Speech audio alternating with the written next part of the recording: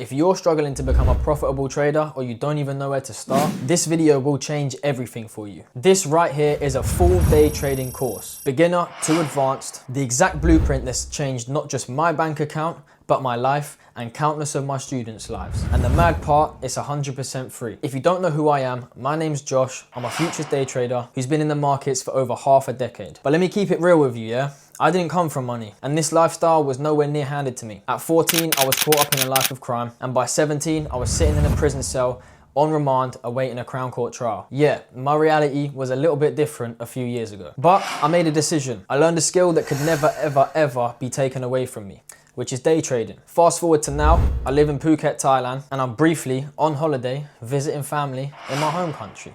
But still, I'm able to get to the markets every single day and do what I love. This video is a complete roadmap. How to get started, how to understand price action, risk, entries, exits, everything that I teach my students inside my elite one-to-one mentorship. But right here for free. And why? Because I want all of you to fucking win. And if you're serious, I'll see you on the other side. If by the end of this video you want to take things further and work with me personally, I'll drop the link down below. But for now, lock in, take notes, and don't skip a second.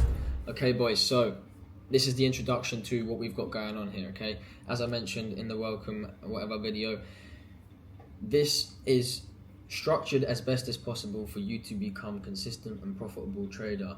Now, don't rush through this course. Make sure that you are going through it at your own pace. When you understand it, move on. After each session, relentlessly go through and study what we have been over. Go on the charts and play it out. If you're struggling to identify what I've taught you, go back and rewatch the video. It's as simple as that. Do not move on until you understand. You do not want to have information overload or analysis paralysis. You want to be able to understand everything and then move on. Do everything systematically and structured. Sweet. So essentially, what the fuck have we got going on here then, boys, yeah? This is your path to trading mastery, yeah? We're building you a foundation. We're making sure you've got a strategy. We're giving you psychology mastery. And essentially, towards the end of this, I'm going to give you what you need to scale and be successful. Okay, so, like I've mentioned many a times, everything that you need is in this course, okay? You just do not have one-to-one guidance. We're going to start with the essentials, making sure that you understand the market on the back end, institution-wise. Why do the markets move? Why can we capitalize as traders, etc. I'm then going to teach you slowly my strategy, step by step, confirmation by confirmation, until finally you gain my whole strategy. You are going to get my step-by-step plan. You're going to get everything that I use to profitably trade the markets. Other than that, you're also going to get my risk management strategies, my risk management techniques, how I manage risk on personal accounts, how I manage risk on funded accounts. You're going to get my full funded optimization. You're also going to get techniques on how you can build an elite day trading psychology. Psychology is something that no one can give you. It's something that must be built, but I can give you systems that will allow you to build a very, very, very solid trading psychology. And essentially, I'm going to lay everything out for you in this course. What sets this bootcamp apart from everybody else then? I've got a proven strategy that I've taught to many students live on my one-to-one mentorship, and they are all very successful. They are all doing very, very well. My strategy is proven to me, it's proven to them. Now, it's your job to prove it to you by learning what I have to offer you here and putting it into play relentlessly. I've got confidence on it. My students have confidence on it. You can gain confidence on it by simply doing it. Do the thing, repeat the work over and over again until you have confidence in the strategy that I'm playing out to you here now. I'm not just going to give you a plan and be like, go save. I'm literally laying you out step by step my strategy, and then finally you get the whole plan, and it should all come into one. You're getting elite trading psychology strategies in this too. I'm not just giving you a strategy, I'm giving you a way how you can control your emotions while playing out the strategy, and essentially how you can stop yourself from shooting yourself in the foot constantly. Giving you risk management techniques. Every single thing that I use to manage risk is very, very simple. You've got to be disciplined, and you've got to make sure that you're actually sticking to the rules that are given to you. And again, you're getting full trading mastery, my whole strategy, everything that I use to make money in the futures markets. Boom. Let's crack on. Before we get into any education, I need to make sure that you've got the right applications to trade or to learn how to trade furthermore. You ain't trading for a minute. You got to make sure that you understand what the fuck you're doing first. With that being said, go and create yourself a TradingView account. Free one for now, you're good. Download Notion on your phone, on your desktop app, everything. Use this to study because Notion is very, very fucking overpowered. You can journal everything, keep everything in one place, and it's very clean. So, bosh, get that sorted. Now you also need a laptop or a phone, mainly a laptop. You want a big screen so that you can do everything that you need to be done, but you can do it on a phone if needs must. And again, before we get started, I just want to make one thing clear. Trading is more than just market knowledge, okay? It's more than all the confirmations you know. It's more than all the indicators you can use. It's more than any of that, okay? Trading is a lifestyle, bruv. Trading can make or break you. And I'm sure many of you that are even watching this now have been broken a few fucking times. With that being said, when you are beginning your journey to trading, don't be so naive, okay? Ignore all of the noise. Ignore what you're seeing on social media. Ignore how quick it took someone to do something. Enjoy the process. Enjoy the journey, okay? I cannot stress this enough. Don't get caught in this social media fucking bullshit, bro, because you can do this. Everybody can do this. If you're determined enough, you will make it work. Now, with that being said, trading is more than just market knowledge. It's down to you as a person. What are you doing day to day? Your lifestyle reflects in the markets. If you're not disciplined, if you haven't got your life in order, you're not going to make good money in the markets ever.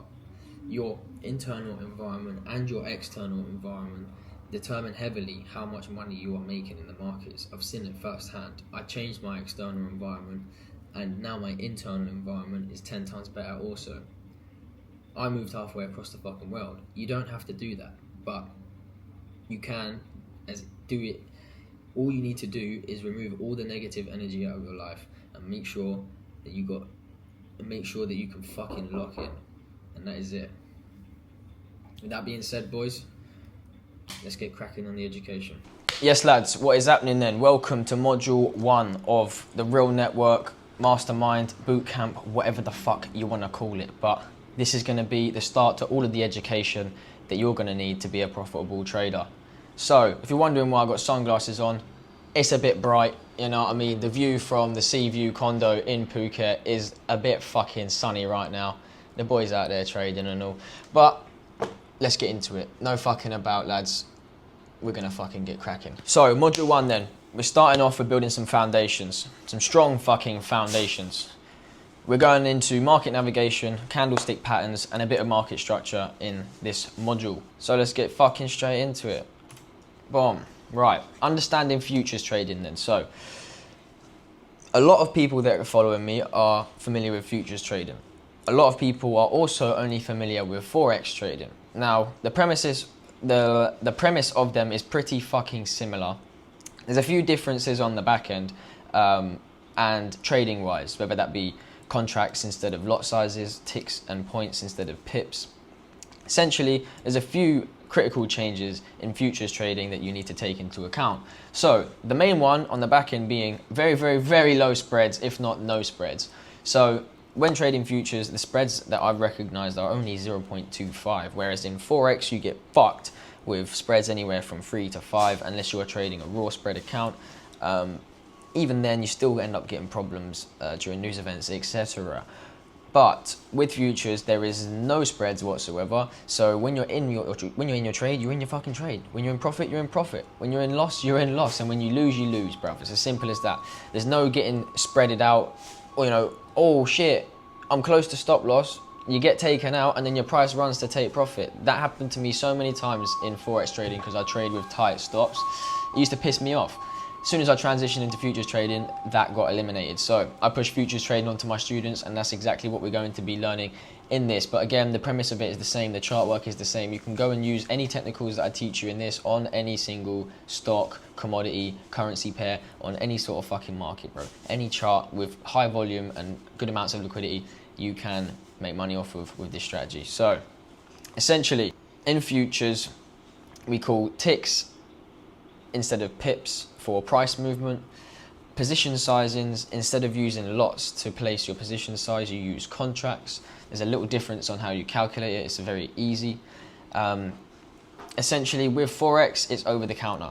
So every single broker has its own quote and its own different price. Whether it's off by a cent, Vantage, IC Markets, all of these brokerages and prop firms that run CFD brokerages alongside them, they all have different prices on the same market.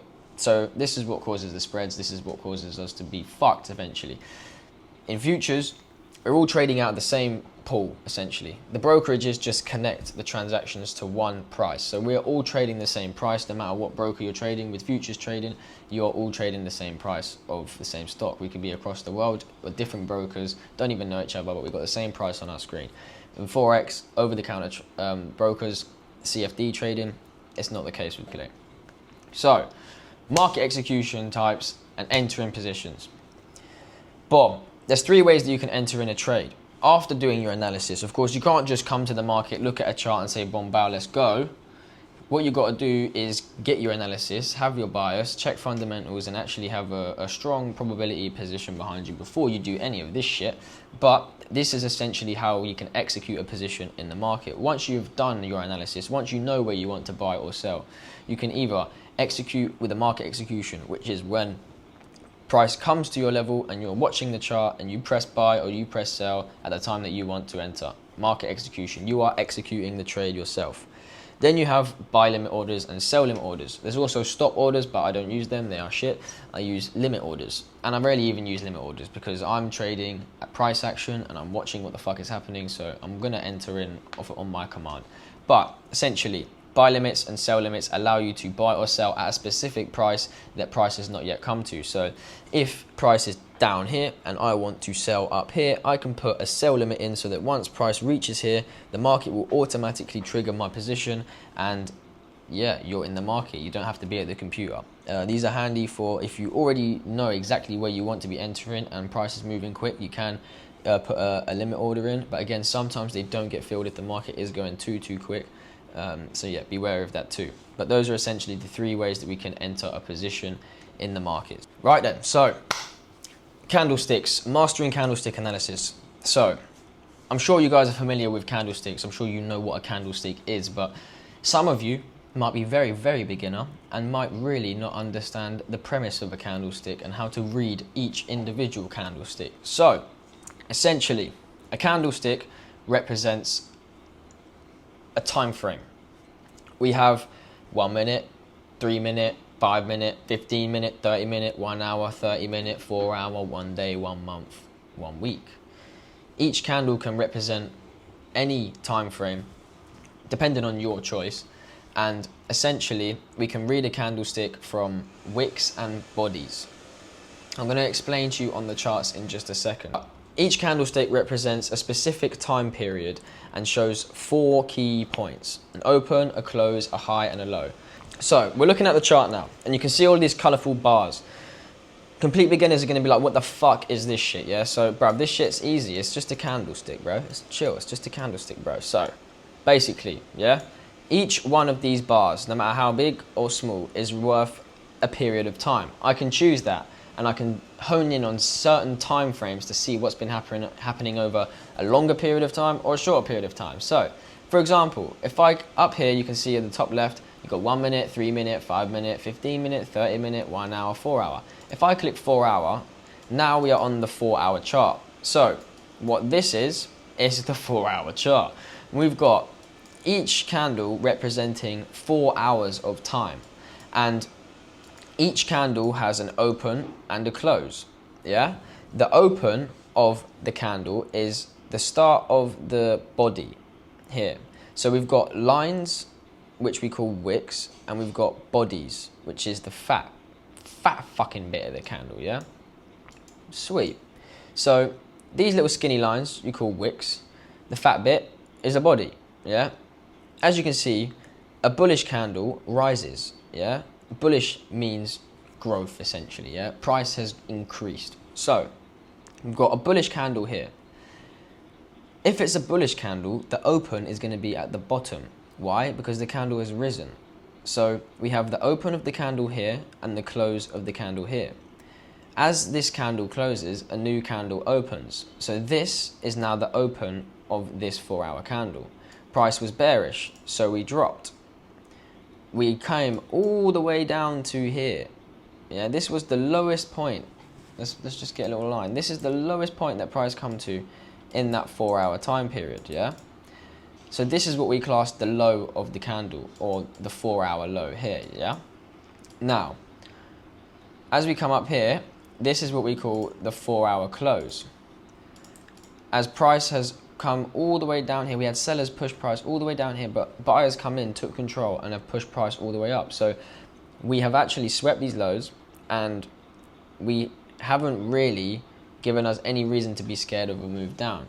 You know, we are looking at price rapidly coming towards the downside, but towards the end of the 4 hours, we've risen up and we've closed with a wick. This is what we call a wick. Perfect. So we've got a candlestick, represents one period of time that you can choose. If I go to the 3-minute now, every single one of these candles represents 3 minutes in time. If I go to the 1 minute, every single one of these candles represents 1 minute in time. If I go to the 15-minute, every single one of these candles represents 15 minutes in time. And the premise of them is all the same. This wick is the low of this 15-minute candle. This is the open of this 15-minute candle. So you can see when price opened, we dropped all the way down here. Then before the 15-minute close, we've come all the way back up and we've closed here. Price made it to this little wick. Boom, boom. Here. So the high of this 15-minute is here and the low of this 15-minute is here. You always want to draw your highs and your lows from the wicks. Your breaks want to be from the candles, from the bodies of the candles, my bad. So, of course, we've got wicks and we've got breaks. Now, when you're looking at a break, you need a full body closure, yeah? So if we were looking at this candle here, if we was looking at this candle to be broken on one of these moves, is this a break?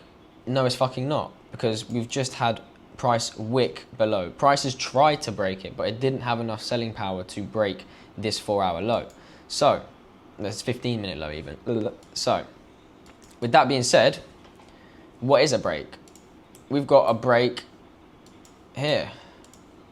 Price has come up and it's closed above this 15-minute high, yeah? Price has broken and closed. We've had a full body closure above this 15-minute high. Therefore, price has broken the high, okay? If we see the wicks like this is not a break. This is just a raid. This can be a sweep of these lows here, of this liquidity, and could really determine whether we're gonna move up or down. But pay attention to the wicks and the bodies when you're looking at breaks of structure and when you're looking at sweeps, everything really and truly. When you're looking at the market changing, there's no break until the full body closure. That's the main thing that you need to take into account with the candles. And that the wicks are the highs and the lows. Wicks are the highs and the lows. There's no break until there's a full body closure. Sweet. So, market structure. Boom. Market structure is important to be able to recognize when you're trading. Especially for my strategy, I look for market structure, breaks in market structure at certain points in my strategy after I've seen a few other things to confirm that we may be moving in a certain direction. I will look for a break of structure in that direction to further confirm that there's probability that we're moving that way. So when we're looking at market structure, there's market structure lows, market structure highs. And if one of these market structure highs or lows gets broken, we then call that a market structure break. And essentially what this could indicate is a change in trend or a change in order flow. So you've got to pay attention to market structure breaks and market structure highs and lows as you're trading so that you can, 1, get sensible levels, 2, get high probability trades, and 3, understand why you're trading and where you're trading from. Lots of people will fail to identify market structure and will aim for like these crazy fucking take profits and never get hit. You know, some people will only trade the 1 minute and then aim for a 1 hour high. Like, that's retarded. if you're not trading the 1 hour time frame and you're not like, I don't trade the 1 hour time frame, but I incorporate it. So I'm always trading alongside it. So I can enter in on small time frames at high time frame points of interest and then target the higher time frame point of interest in the opposite direction, because I'm trading alongside the overall trend and the larger trend. This is what you need to be doing as a profitable trader, bro. Like, you trade with the fucking market. You don't trade against it, cur. So, jumping on the charts then. Once we're looking at, this is essentially a market structure break right here. When we're looking at the market, we are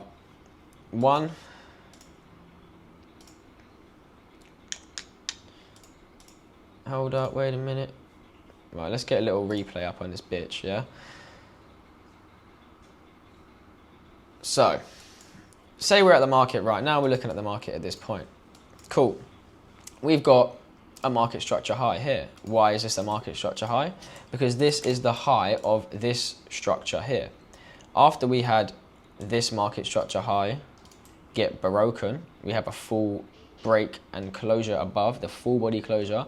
So this went from a market structure high to a market structure break. Simple. Yeah. Boom. The market structure low here is this low. So the market structure low is still intact. We have the market structure low, price creates a market structure high. Boom. We then break the market structure high, creating a market structure break here and giving us a new market structure high to be aware of. Now we're simply following the market. As we come down, we create a new market structure low. And now we're going to be looking at this structure here. If we break above this high, we're going to look for new market structure low to be made, the market structure break to be made, and then so on and so forth. So after you get this bullish candle here, you can then, as you can see, if we zoom in a bit more, you've got the full break and close above. It's not wicking, it's not a wick like this, there's no wick. There is a wick, but it breaks through it, yeah? So boom, now you got your market structure break. Simple as that, yeah?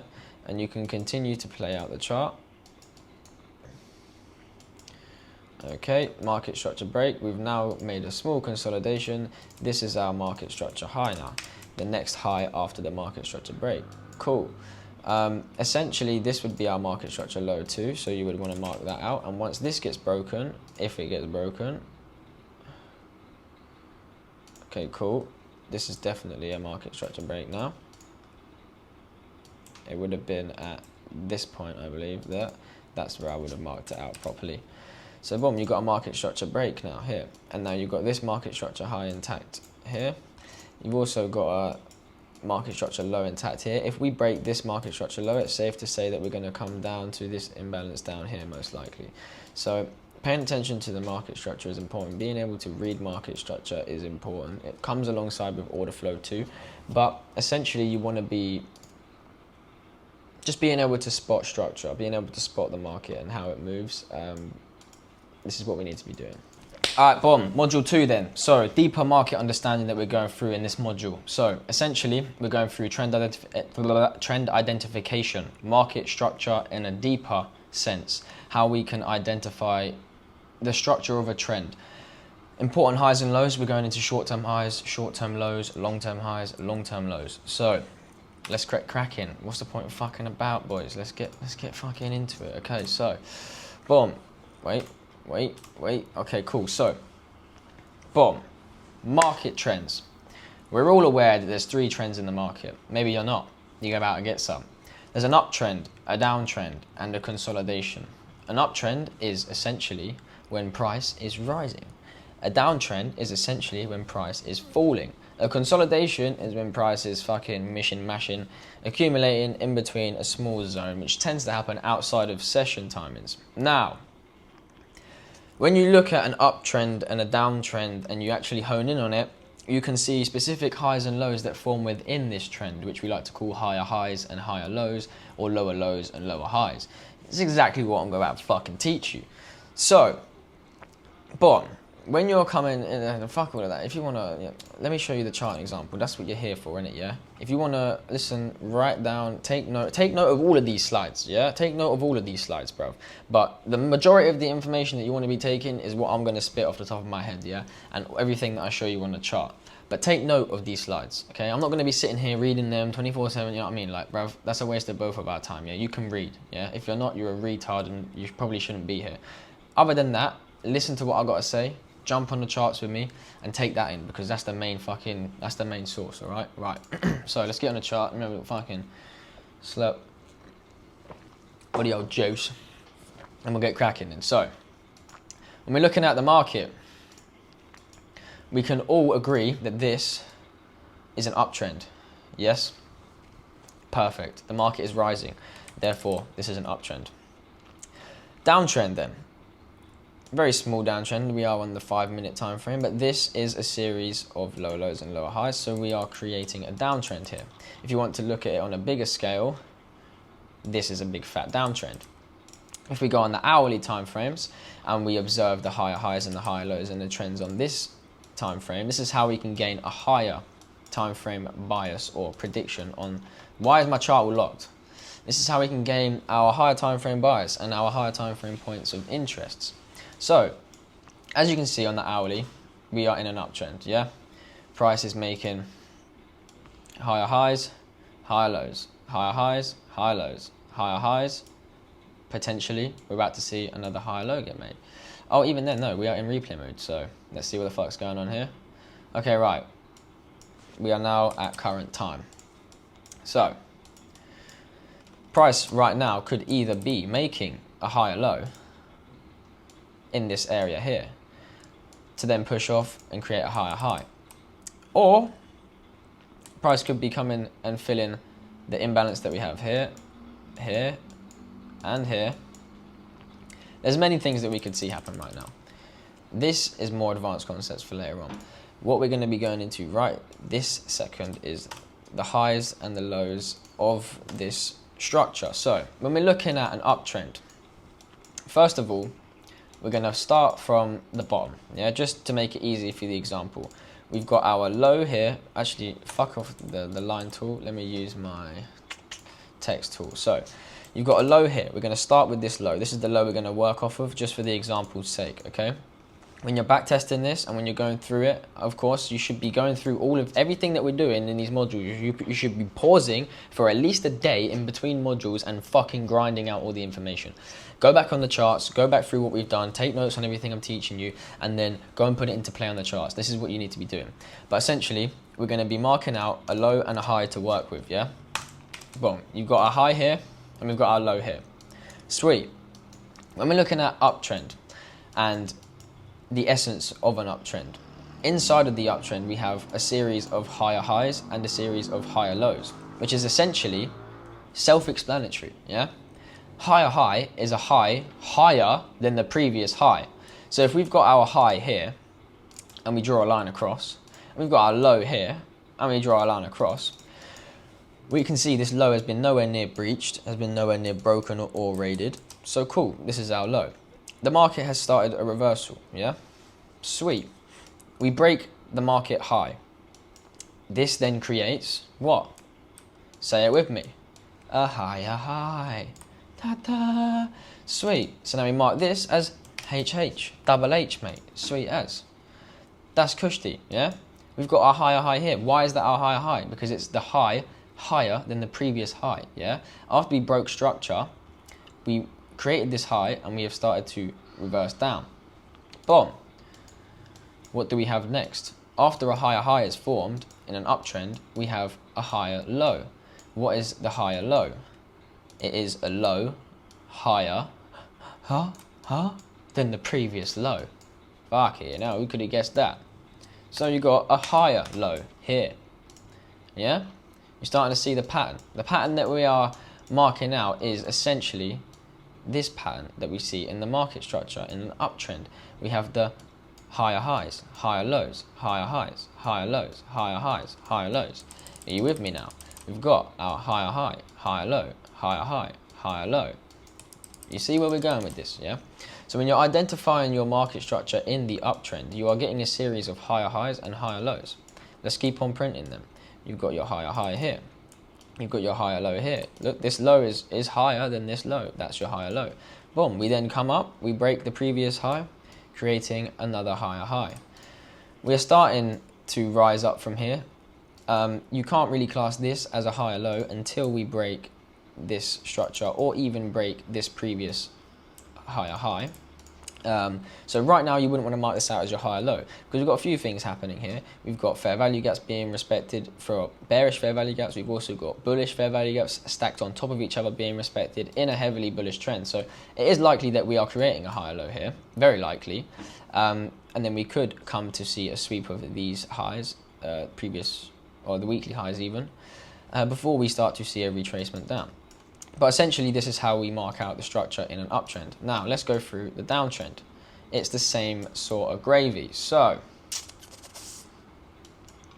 let me find a nice, clean spot for you. But this should be alright, fuck it. So, boom. You've got your high here. You've got your low here.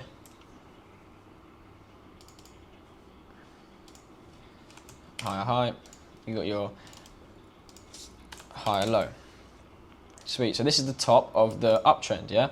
Now, how do we know we've started a downtrend? How do we know we've started a reversal? We start to make lower lows and lower highs. What is that? So price failed to break this higher high here. So we didn't create a higher high with this point. We did not. But what we did do is we created a lower low after we broke this higher low. So a lower low is simply a low lower than the previous low. It's like it's clockwork, bro. This shit's easy, man. It's easy to grasp, right? Boom, we got a lower low. So boom, what follows after a lower low? A lower high. Because why? We have a high lower than the previous high. And this is essentially the same structure that we built out, lower high, on the uptrend, just in reverse. A downtrend has a series of lower lows and lower highs.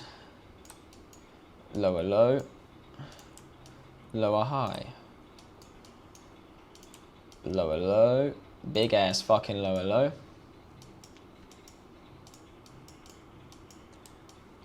Lower high. And again, it's that staircase pattern that we see in the downtrend, yeah?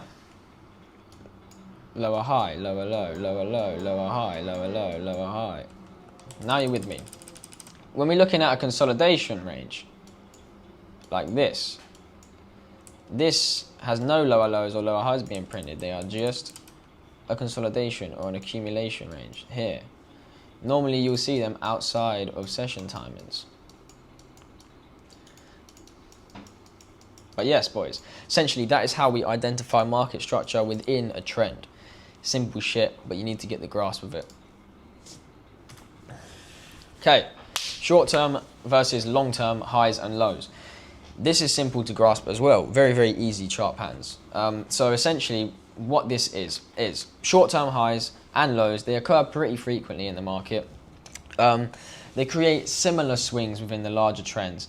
And these points are relevant to immediate market structure. Now, when we are looking at short-term highs and short-term lows, these are essentially the closest highs and lows that we are looking at in the market. When we're looking at long-term highs and lows, they're normally at the same point as your swing highs or swing lows. And also, you'll find order blocks in this area. Normally, there'll be at hourly points of interest too. So long-term highs and long-term lows are more crucial highs and lows than the short terms. I'll show you now exactly on the chart how we crack on with them. So how you spot a short term is essentially, let's go from the low straight away because we've got one right here. So a short term low is essentially identified easily by looking at your wick. So you got your wick here, yeah, you got the sticky out pointy low. This low is pretty obvious, yeah, you can see that from a mile away. Sweet. So this is a clean example. We've got a low here. This is a short-term low because it has one candle to the right and one candle to the left, which is above this low, yeah?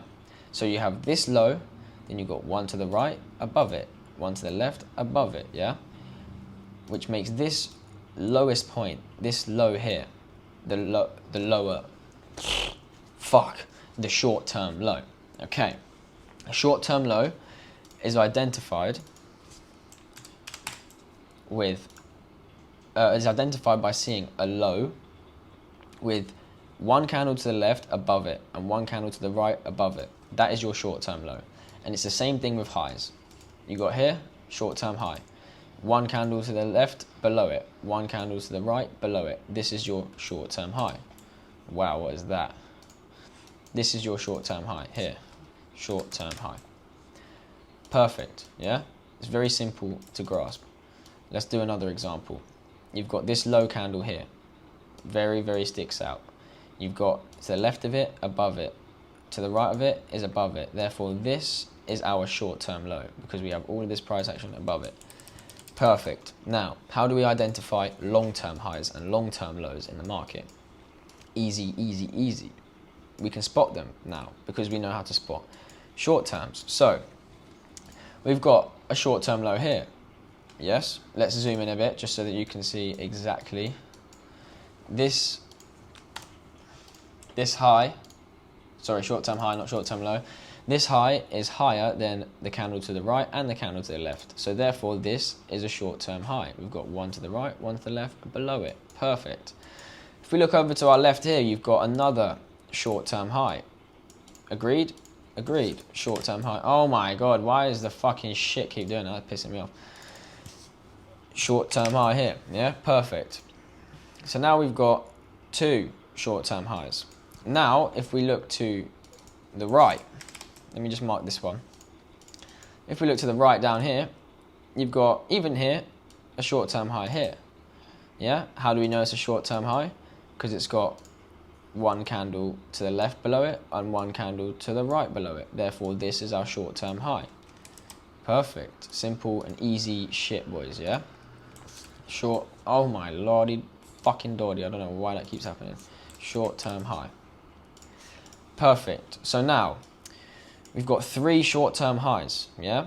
Remember how we have a short-term high has two candles either side of it, yeah? Below it. A long-term high has a short-term high with a short-term high below it to the right and a short-term high below it to the left. As you can see, this short-term high and this short-term high is below this. Therefore, this is our long-term high, okay? A long-term high is a short-term high with a short-term high either side of it, okay? Very, very simple, very, very easy to grasp. These are your long-term highs now, okay? So essentially, this is your strongest high in this structure. If this high is to be broken, you can safely assume that we are going to be moving higher. Or we could look for liquidity sweeps off of this area, as it would be a 4-hour and a 1-hour high. Module 3 then, let's fucking go. We're getting a little bit more advanced, a little bit deeper into the charts now, okay? So this module, I'm used to the one-to-ones, bro, about this week.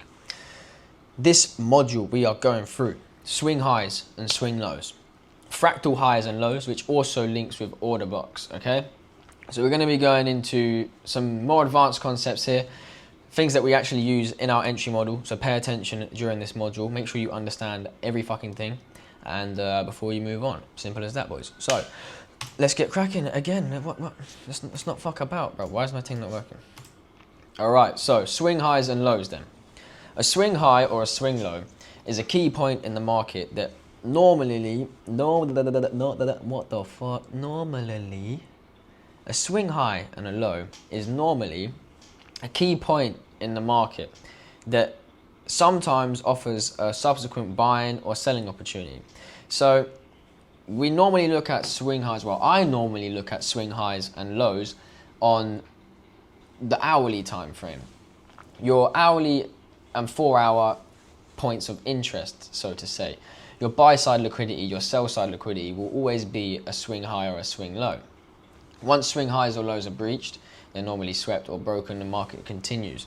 So, for example, if you're entering in on a buy at a higher low, you can target the swing high, because as market structure plays out, we are most likely to come and create a higher high after the higher low.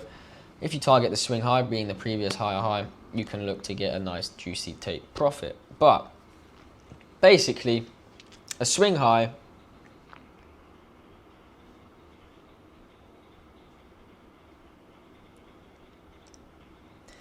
but basically a swing high and swing low is a very notable high and low in the market. You can spot them from a fucking mile away, okay? So let's jump in onto the charts again. Reset the view, clear all that shit. Okie dokie, right. When we're looking at the chart, yeah, we're looking at the swing highs and lows now. Your swing highs and lows aren't every single low that you see in the market, yeah? These aren't swing highs and lows, not every single low. Your swing highs and your swing lows are the major swings in the market. You can spot them, yeah? So, your swing high is here, yeah? Your swing low is here. You swing high, here. You swing low, here. Not even there. You swing fucking low, here. You swing high, here. Swing low, here. Swing high. Swing low. Swing high. Shit. Swing high. Swing low. Swing high. Swing low. Swing high. Swing low. Swing high. Now you understand the essence of this shit, yeah? When we're looking at swing highs and swing lows in the market, it's not every single candle high or every single little nook and cranny. It's more importantly the major swings in the market, shit. Boom, let's go through it again. So we're looking at the market now. That is a bit of a scatty bit of price. Remove the drawings. Let's go again. Let's get a little bit in, okay? Boom. Your swing high is here. We swing low to this point here. This is your swing low. As we swing high, the market creates a higher high, yeah? That's what I was just saying. Once you get in on your higher low and you target the swing high, then you can look to get a juicy take profit. If you was to be buying in this area and aiming for your higher time frame point of interest, which would be the higher time frame swing high, you're looking to catch some nice entries here. Easy, easy, easy, easy stuff. So, boom. Moving onwards now. We're swinging high here, and we have a swing low here. We then swing high again. We then swing low again. We then swing high again, yeah? It's the notable price increases. It's not just every little high and every little low that we're looking at. We're looking at the majors here, okay? Majors. Easy shit. Order blocks, fractal highs and lows. This is what we're going to be going into, and breaker blocks also. Essentially, order blocks are found at fractal highs and lows. We've got to be able to spot fractal highs and lows in the markets so that we can, one, understand the fractal law of the market, and two, pinpoint order blocks in the market. So, fractal highs and fractal lows then.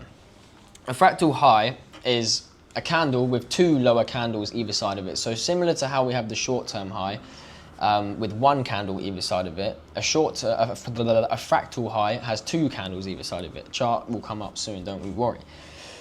A fractal low has the same, just flipped on its ass. A low with two candles to the left and two candles to the right, which are above it, hence giving us a fractal low.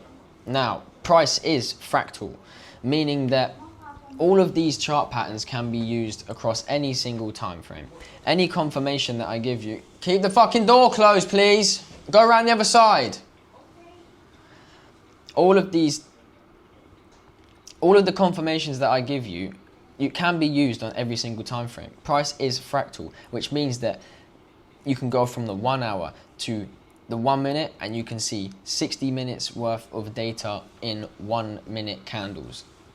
You can also get 2 candles worth of 1 hour by going to the 30 minute. Each 30-minute candle,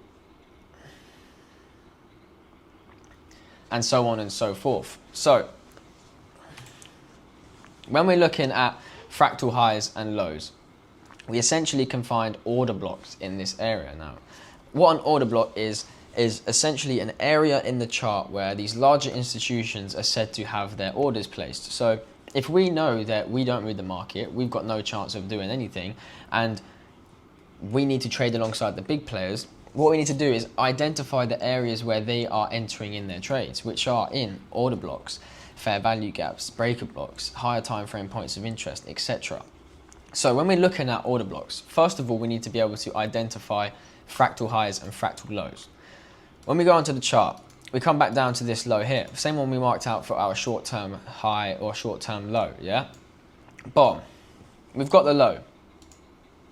What is that? We've got the low here, yeah? This is a fractal low right here. Reason being, because it has two candles either side of it, which are above it.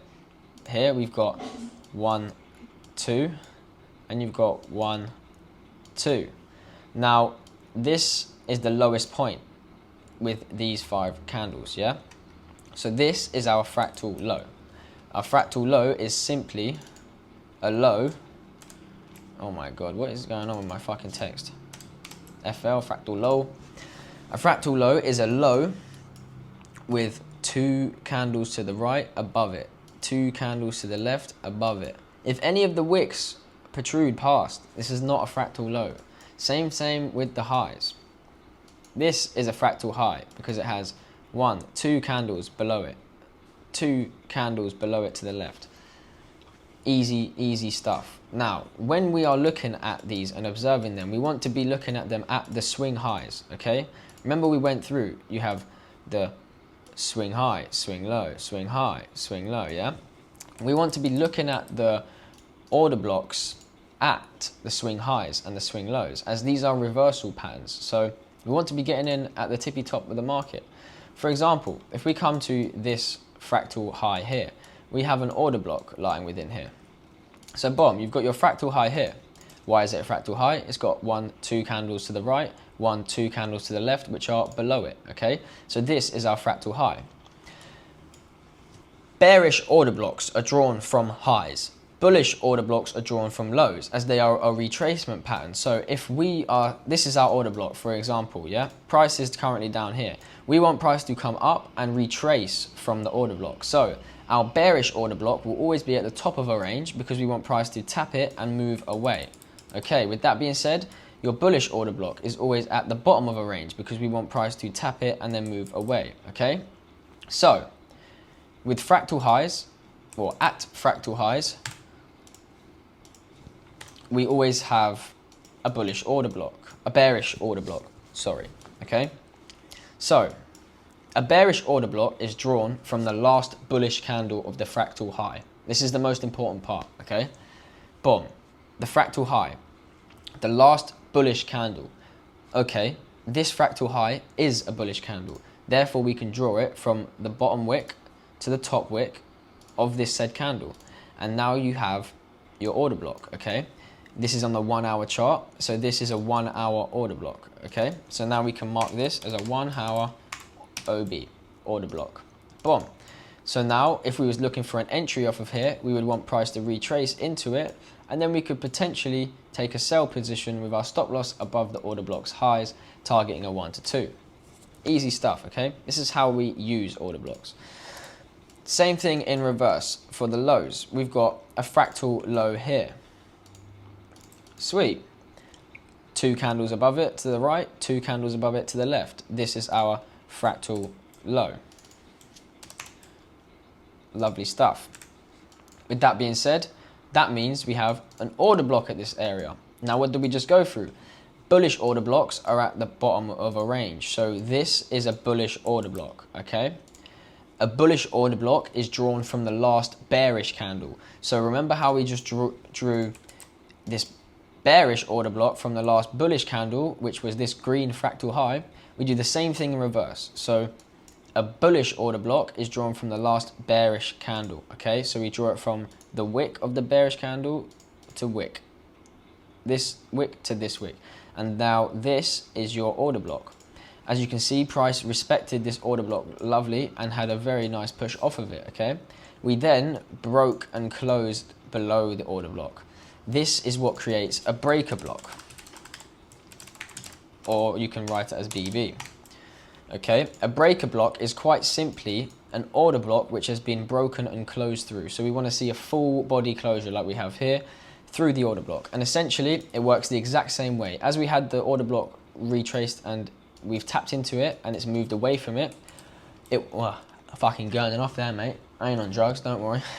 Just fucking been talking for hours. Right, so as we've had the price move away from it here, we're gonna have the exact same thing in reverse. As we extend our order block, well, now breaker block, we've broken through it, and then price has come down and retraced into the breaker block for a lovely sell position, okay? And this is essentially how we use breaker blocks.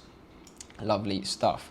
The main thing you want to take into account is they must be drawn at the swing highs and at the swing lows. Because we're looking for retracements here, yeah? We want to be getting in at the right top or the right bottom of the market. If you want to be getting in the middle, use fair value gaps, yeah? Don't be using order blocks in the middle of a fucking structure. Use at the swing highs and the lows, the tops and the bottoms of the structure. Make sure that when you're drawing your bullish order blocks, it's from the last bearish candle. When you're drawing your bearish order blocks, it's from the last bullish candle. Now, what do I mean by the last bullish candle? Fuck me. If this candle is red, let me find you a red.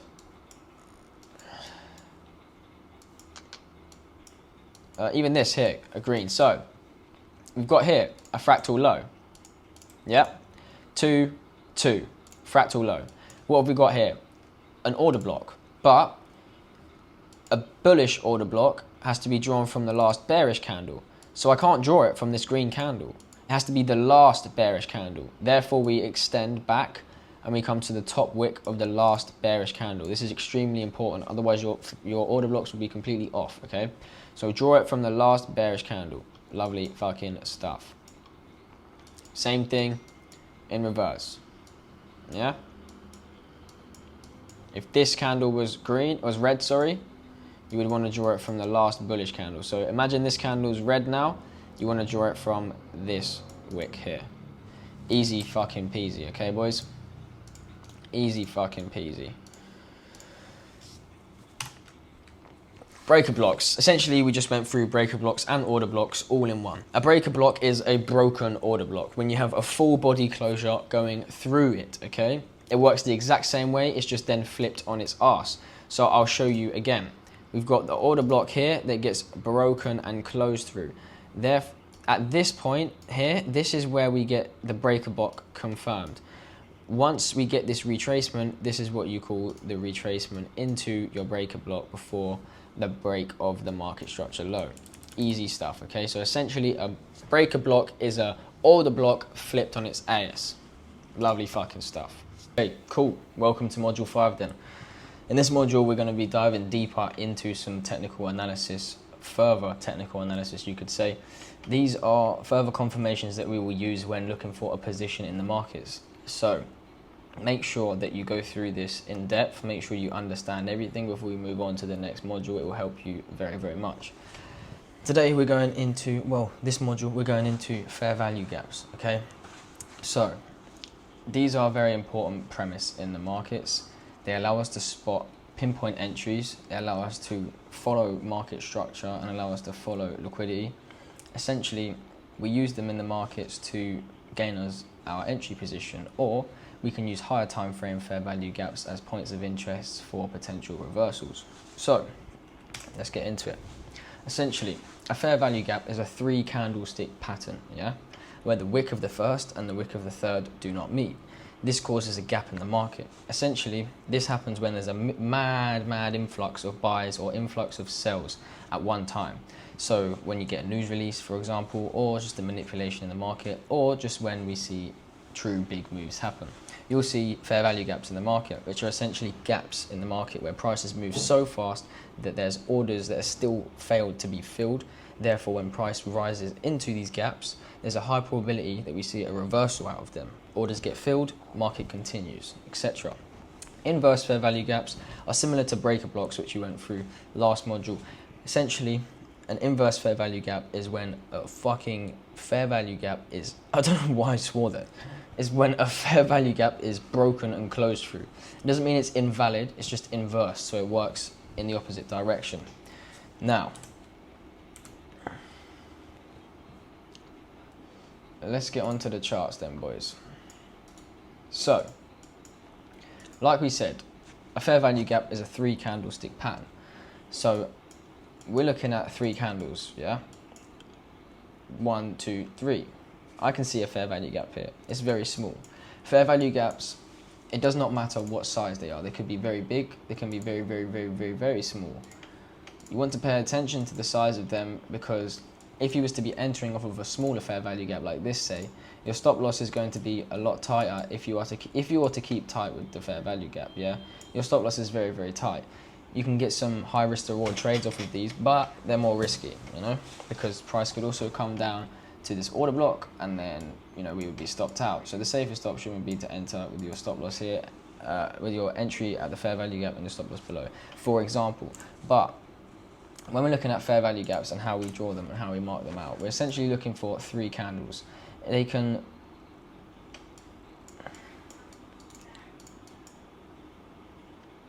for example, right here we have 3 candles, 1, 2, 3. As you can see, if we zoom right in here, the wick of the first candle and the wick of the third candle do not meet. They do not surpass each other like this.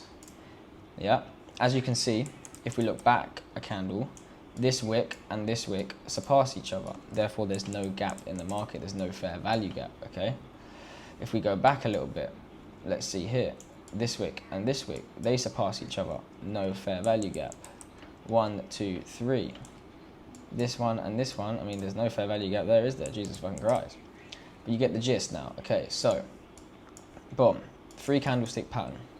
Now, there's also a fair value gap, not here, but here. So 1, 2, 3 candles. You use a rectangle box to draw it out normally. You go from the wick of the first to the wick of the third, and now this is your fair value gap. We are on the 5 minute, so you would write 5 minute fair value gap. You want to pay, not percentage minute, 5 minute fair value. You want to pay attention to the time frame that you're trading always. So, boom, you can see, So you can see, yeah, in this big influx of buys, we have 2 fair value gaps. We have one here and we have one here. We don't get a retracement into them, so we wouldn't have actually been able to catch an entry off of these. But if we go further, if we go further up the chart now, we can see more fair value gaps. We can see another influx of buys. And this essentially gives us fair value gaps for fucking days. We've got a big one here, we've got one here, and yeah, we've got an order block at the top. Cool, yeah? So if you're looking at the market now, say, this is a big question that I get with fair value gaps. These are a very simple premise, okay? But this is one thing that always catches people out. So you've got a fair value gap here. You've got a fair value gap here. You've got a fair value gap here, which did get tapped into. And then you've got a big fair value gap here, fair value gap here. So if we zoom out now, there's a lot of fucking fair value gaps here. Would you not say? So what would you do in this situation if you was looking at the market and say you are literally at this point right now? What would you be looking for? Which fair value gap would you be looking for your retracement off of? Well, first of all, you can draw Fibonacci and you can have a look this way, which will help you give more precise fair value gap to be targeting. We're getting into Fibonacci in the next module, so it'll make a little bit more sense. But essentially, we draw our fib from the swing low to the swing high, and then we can now see that our equilibrium, below the equilibrium, the most optimal area for us to enter would be anywhere underneath here. So either a run of this fair value gap, if we see price hold here and retrace from it, then we can look to potentially get an entry. If you see price run all the way down to the 705 level and hold this fair value gap, then you could potentially see an entry. But what we want to be paying attention to mainly is structure. Okay, so as price, because we've had a big uptrend here, yeah, all of these fair value gaps are valid. Okay, from this point to this point, all of these FVGs are still valid. Now, what would make these fair value gaps invalid is if price was to break above these highs. If price breaks above these highs, you would want to be paying attention to the new fair value gaps that get made. If price breaks above these highs with some power, you'll see fair value gaps made along the way here. So you would want to pay attention to them for your potential buy. But even then, you might not be trading this structure. Essentially, if price breaks market structure high, all the fair value gaps below it are now invalid, okay? So what can we do for an example here, yeah?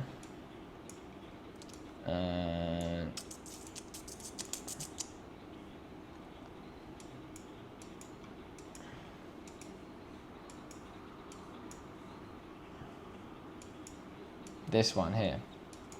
So this point and this point, got a big influx of buys, causing many fair value gaps in the market. You got one here, you got one here, you got one here, you got one here. Yeah. So if you was looking at the market from this point now, and you're thinking you want to catch a buy, if we come down and we retrace out of any of these fair value gaps, as soon as you see buy orders coming out of a bullish fair value gap, you want to be looking for your position at that point, as long as you've had your previous confirmations for your trade.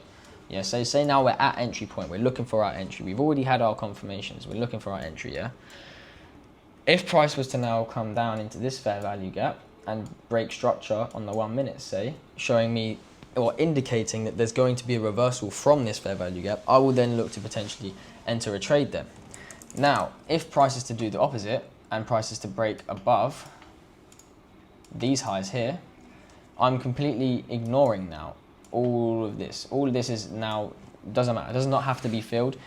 We are calm, yeah? If we break structure, does not matter. And that doesn't mean that there's not going to be a fair value gap on the higher time frames, which is still valid, which I will get into in just a second. So now, if we break this point, my fair value gaps below are completely invalid. So let's play out the chart here. Cool. Now we've had a full break and closure above the high. This means that all of these fair value gaps are now invalid. We want to be paying attention to the fair value gaps that are happening as the break happens. So we see here one fair value gap here, and it has been held. It just got wicked through heavily. This has been held. This has been, there's no one there, I'm bugging out there. And there's nothing there. So at the moment, you would want to be looking at your entry off of here or this order block here. Yeah? Kushti. Now, as we watch price go on, let's see what the fuck happens. We start to create more structure. We start to create fair value gaps here. So you would follow structure. As we start to fill structure and we move off, there's no need for you to be waiting for these fair value gaps or order blocks down here, you know. You can be reading confirmations, understanding what is happening with price action by looking at fair value gaps and liquidity points, and then you're fine. Unless I don't, everything's good. So, from the top, last explanation, yeah? 3 candlestick pattern, 1, 2, 3. The wick of the first and the third do not meet, giving us a fair value gap. We call this an FVG. Sweet as a nut. This happens when we have an influx of buys or influx of sells in the market, which causes a gap in the market, which is essentially where orders have not been filled. So there's supposed to be resting orders here that when price comes down, the orders will get filled and price will move off of it. This is the premise, okay? So, as we see, we get the fair value gap, we get a wick off of it, and then we move off. That would have been a lovely entry. If we're looking at inverse fair value gaps now, you got a fair value gap here, 1, 2, 3 candles, wick of the first to the wick of the third. 1, 2, 3, wick of the first, wick of the third. Cool. Now, this is now an inverse fair value gap because we have broken and closed above this FVG. So, this red candle is what I call a pussy break. So I don't really go off of that, all right? I would go off of this green candle. This would be the candle that inverses this fair value gap. So then you could call this a 5-minute IFVG, 5-minute inverse fair value gap.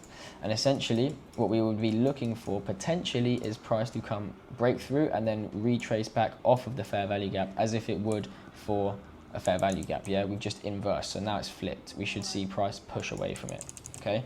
But the best thing to do is to pay attention to the new market structure. So you would want to look for your entry around this level or the block here. You get the gist, okay? But essentially that is how we identify fair value gaps in the market. That is how we can utilize them for entries, and also this is how we can use it for buyers, okay? So write this right now, okay? Price looks bullish as fuck. First of all, we are in an uptrend. Kushti. Yesterday we saw price come down, fill this imbalance, fill this imbalance, and it held this fair value gap too. So on a higher time frame point of interest, on a higher time frame spectrum, we can see that price has essentially filled the higher time frame market structure. So there's no reason for us to come now below here. If we come below here, we can safely assume that we'll be targeting these lows next, yeah? What we're looking for now, as we were creating higher highs, we're going to look for a higher low to be made for us to then get back in a trade. And how would you do that? You would observe the hourly fair value gaps. You've got one new one here. After this candle prints, you would have one here. So potentially you could look for price to come down to here on the hourly, then drop to your 5-minute or 1-minute and look for your reversal to start. Then you can catch your trade to the next hourly high, and this is how we essentially trade. But yeah, that's fair value gaps. That's how you run through it on an entry level and on a higher time frame perspective. Let's get on to module 6. Okay, module 6 then. Quick reminder to be pausing the video throughout these modules and studying this heavily, okay? I want you to be jotting down everything that I've written on these slides, okay? I'm not reading these slides out, okay? I'm going off the top of my head on the chart and examples. It's your job to go through these slides and to read them thoroughly and study them. Also, the main source is in the chart work, so make sure that that's what you're studying mainly, okay? And then implementing that into the charts for at least 2 days before you move on to the next module. Don't rush through it. You'll have much better results if you actually take your time with this and go through it, you know what I'm saying? Without further ado, let's get on to module 6 then, boys. So today, we're going into some deeper market dynamics. Essentially, we're looking at inside days and outside days, which are outside days are used to gain a bias on some days. They don't occur often, but we're going to go into them because they're powerful when you see them. We're also going into liquidity sweeps, grabs of liquidity, which is essentially one of the first steps in our strategy. So let's get cracking, boys. Inside and outside days then. So outside bar patterns, furthermore, these are important in the market as when we see them, first of all, they do not occur 24/7. It's not a pattern that you're going to see every single week or even every single month. But when they occur, they're extremely powerful. So essentially, when we see an outside day form, inside days are weaker examples of them. Outside days are the main source, all right? When we see an outside day in the middle of a trend, yeah? Say we are falling now, but we're in the middle of a range. We're not at highs, we're not at lows. We're sitting in the middle of a range. If you see an outside bar form on the daily chart, it's a daily chart pattern, okay? It's a 2 candlestick pattern. It requires 2 days of price action. If you see an outside day form on the daily chart, do not expect price to come to that outside day's highs on the day that you are trading. I'm going to get into this on the charts right now, but essentially an outside day gives you a trend continuation confirmation or a reversal confirmation. So if we see a bullish outside day form at the bottom of the market where it could be imminent for a reversal, then we could potentially see the next day rise, okay? So, boom. Let's get into the charts then, boys, yeah? So, we're looking at the daily chart for outside days and inside days, but we're mainly looking at outside days, okay? There's no outside days here. There's one here, there's one here, and there's one here, there's one here, There's been a few actually over the last month. Funnily enough, that's why we've been able to ride buys. But essentially, let's get cracking with this. Yeah. So the first one is, like I mentioned, yeah, if we see this at the bottom of a trend and it's with the trend. So if we see a bearish outside day at the bottom of the trend, then this basically tells us we could potentially have a continuation of this downtrend. So we're looking at this market here, yeah? You've got this downtrend here, yeah? Price is looking like it's breaking out, but really it's just creating a lower high. Now, as we move off from the lower high, remember we're on the daily chart here, so this is a day, a day, a day, a day, a day, a day. This is taking a long time to play out, so it's very, very strong confirmation, okay? So, as we said, it's a 2-day pattern. So we have come to the market on this day, yeah? We come to the market and price is here. We look at the last, we just have a quick glance at the daily chart. I rarely look at the daily chart. I only glance to see the outside day. So we quick glance at the daily chart. Boom. Now we see yesterday was an outside day. How do we know it's an outside day? First of all, the outside day completely engulfs the previous day, its high and its low.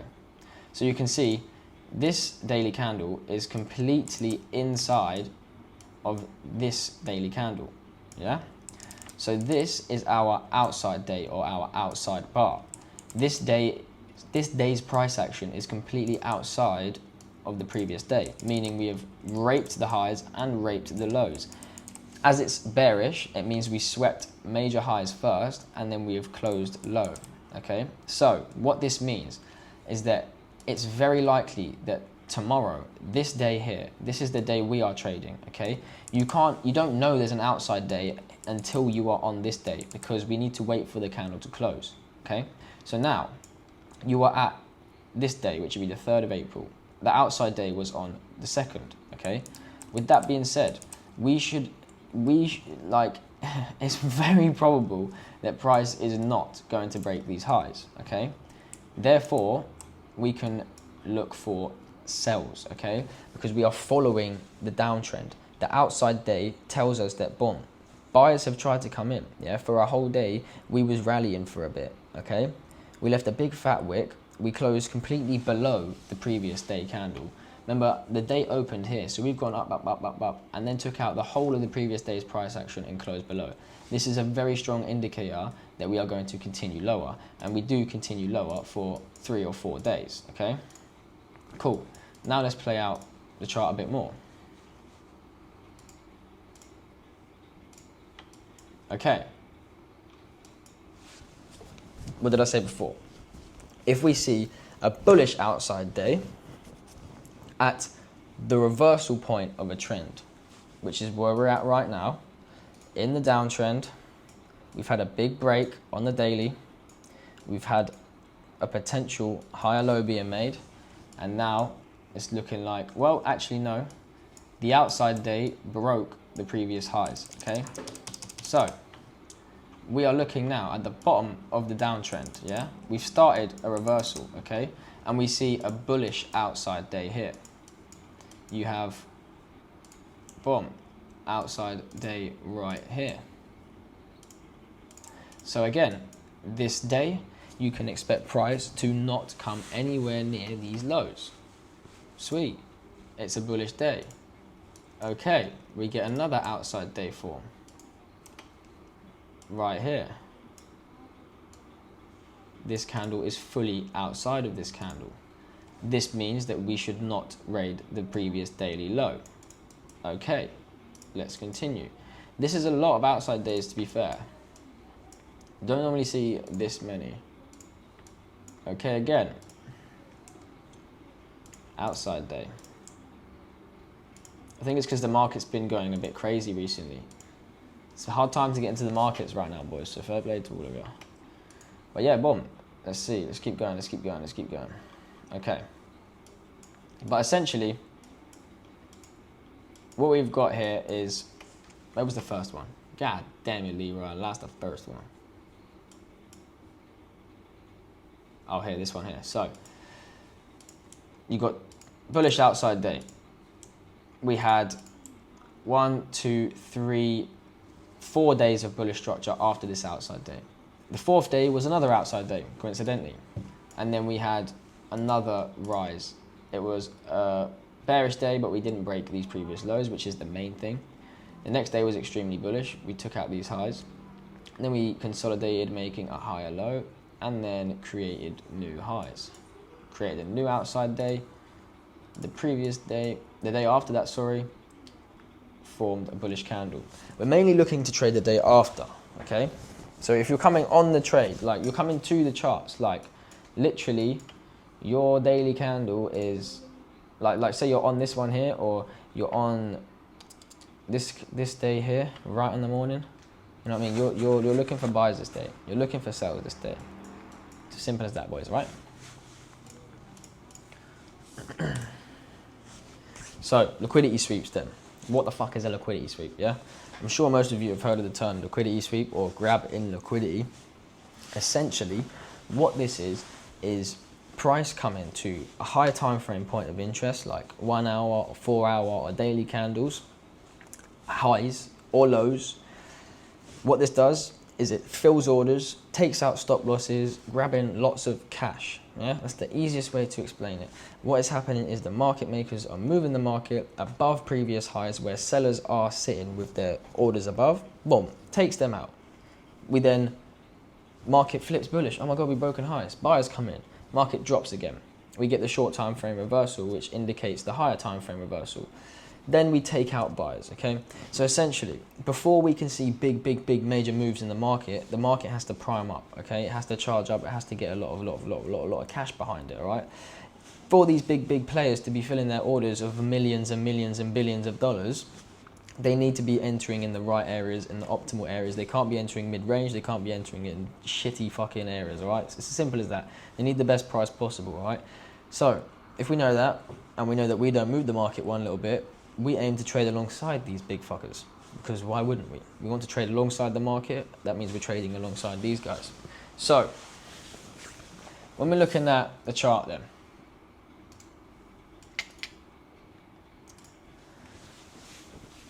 we're looking for 1 hour highs, 4 hour highs to be marked up as our liquidity, okay? So what you can do is you can take your London highs and your London lows as well. You can mark out your London session with your little tool. Got the 29th, what's that, 29th today, there's London sessions, literally just started about 27th, 28th, 8 o'clock. Boom, there you go, that's London session open there. Then you got New York session open here. So there we go, we can mark up our highs here. These will be your first draw on liquidity for that day.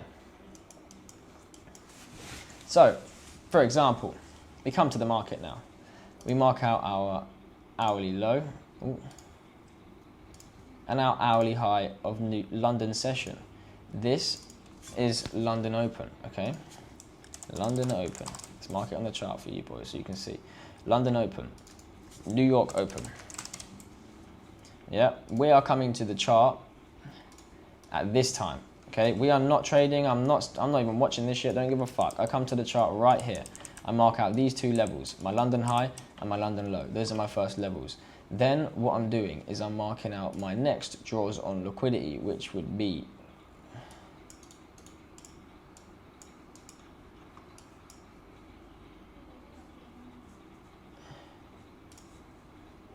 this 4 hour high.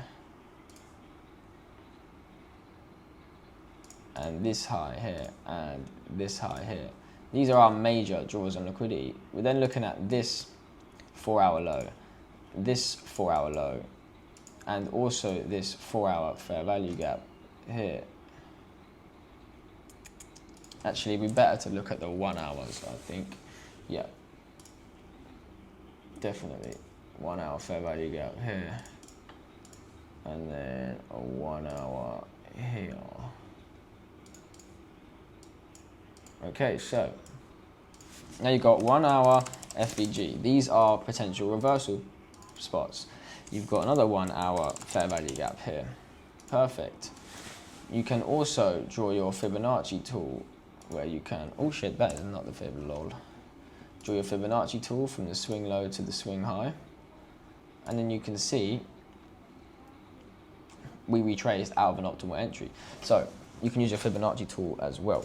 But boom, when we're looking at the sweep, okay, what we're looking at is the 1 hour or the 4 hour highs that we've just marked out to be taken. So the first point of call is London highs, okay? We mark it up as London highs, okay? This number right here, 5931. Right, sweet. We've also got London lows, which is inside of a 1 hour fair value gap.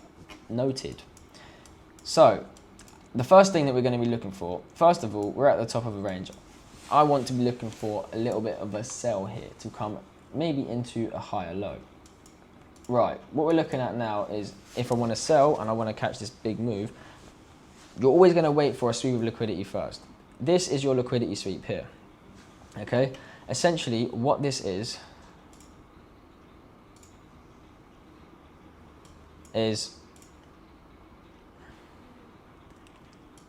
price sweeping 1 hour highs and 4 hour highs, taking out anybody that has been selling from this point. Anyone that has been, oh shit. Anyone that was in sells here with their stop loss above here has been taken out, okay? And that's a lot of people too.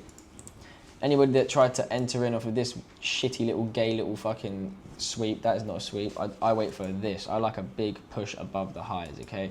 Even a potential tap into the previous area, which it did as well. So there's a next highs as well, which would be those 4 hour highs that we marked out. Sweet. So Bosch, essentially the premise of a liquidity sweep. We mark out our buy side and our sell side liquidity on the chart. The highs are buy side liquidity. The sells, the lows are sell side liquidity, okay? We mark it up as SSL and BSL, simple as that. And these are essentially our areas of interest where we want to be trading from. You want to be getting your entries here and you want to be hitting your take profits here as well, because the market moves from liquidity point to liquidity point. If we're entering in on hourly points of liquidity, hourly highs, yeah, we can then target hourly lows as well. Now, if we use the smaller time frames to gain us more of a pinpoint and specific entry when doing so, we can rinse the fucking market, okay? So, boom, liquidity sweep. You've got 4 hour high here, 1 hour high here, which is London high. And then, essentially, we're looking on the 5 minute time frame now, yeah? You want to observe the whole sweep on the 5 minute. Once you've done your job on the 4 hour and the 1 hour and marked up your highs and lows, come to the 5 minute, okay? We want to see a big push above highs like this, yeah? Doesn't have to be like, just, this is not good enough for me. Every time I enter off of this, I get stopped out from a real sweep, yeah? Which would be this here, okay? Perfect. What you're looking for is a 5 minute sweep, which is a break of the hourly highs, okay? You don't want 5 minute high, 5 minutes chart breaking 5 minute highs. Like, yeah, these are 5 minute highs, but this is the hourly high. Like, it doesn't matter about this high. This is the high we want to see a big sweep of. This is London high. This is the hourly high, okay? So we want a 5 minute break above the hourly highs, yeah? Boom. After that, the sweep is not confirmed, yeah? Because we could rally, we could keep going up, yeah? So what confirms the actual sweep to be true? A 5 minute break of structure, the low time frame break of structure. Once you see the 5 minute come up above the hourly interest point and then break structure, that is when we can start to look for our potential entry to then come lower, okay? So let's wait for our sweep to be, okay, right, that was a bit of a fucking dicky candle there, fuck me. So, a bit of a peak one, but I did wait for this, I actually traded this yesterday, yeah? So, essentially, what happened here, yeah, is we had the big move above, manipulation move at 230, lovely stuff. Break of structure here, cool. This is, now I'm interested, all right? Now I'm looking for my entries. I'm dropping to the 1 minute, I'm observing the fair value gaps, I'm observing the breaks in structure, I'm looking for my entries now, okay? But my sweep is not confirmed until this break, okay? Until we break the previous candle here. Does that make sense? It should make sense. You can't reply to me, so I hope it fucking makes sense. Sweet.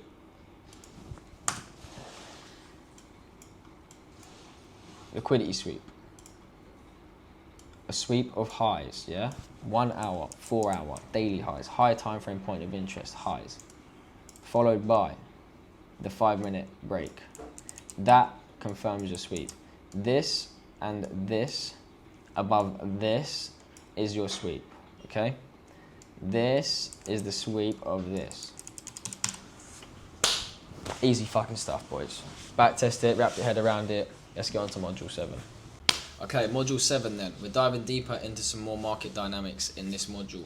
Essentially, what we're going through today, or in this module at least, keep saying today, but fuck knows how long it's taking you boys to do this.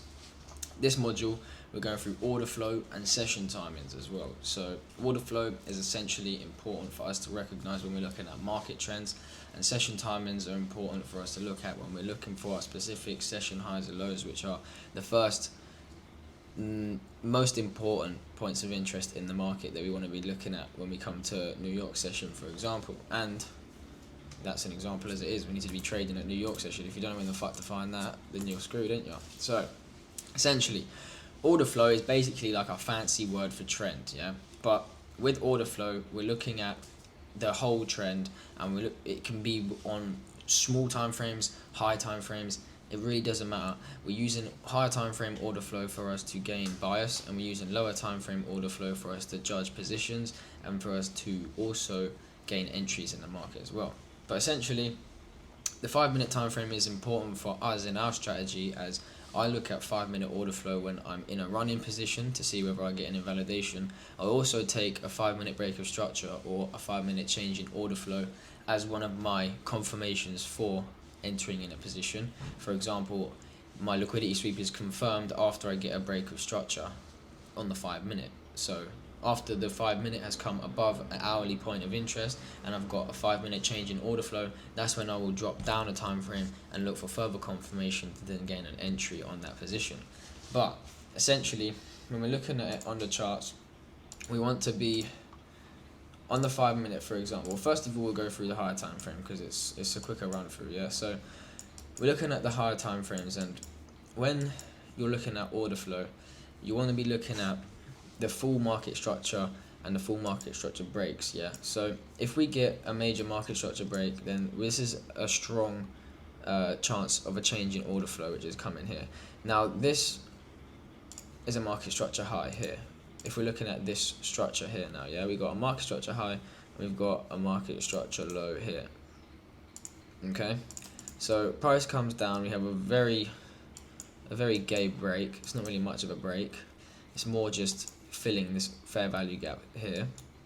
You got to pay attention to everything, yeah? So we are also filling this market gap here, which is continuing structure on the hourly.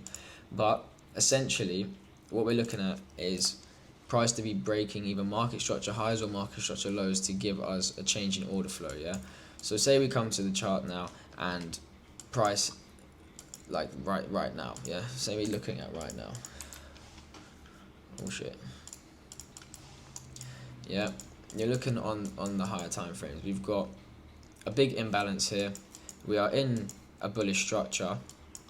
Now, if we are to break this market structure low here, then this is a big sign of a change in order flow, and we'll potentially see these lows down here now, okay? But until we break and close below these lows, then we haven't got a full change in order flow yet. As we had this massive push up, we have to break these lows before we can actually say, okay, price is going to continue dropping, because we've now got a big imbalance to the downside. We could just do the same thing that we've done here and then rip off. So if we're looking at order flow right now, we're technically in a massive accumulation as we're just coming up and down here, but we're not. If you look on the lower time frames, we got a lot of volume, we got a lot of shit going on here, so you can trade a lot of it. But when we're looking at the higher time frames, you can gain bias by observing the market structure highs and the market structure lows and the breaks of them to then give us determinant of order flow being respected or disrespected. And you can also look alongside structure with this. So for example, if we're looking at this whole bullish structure here and we draw out some fair value gaps and we draw out our market structure highs,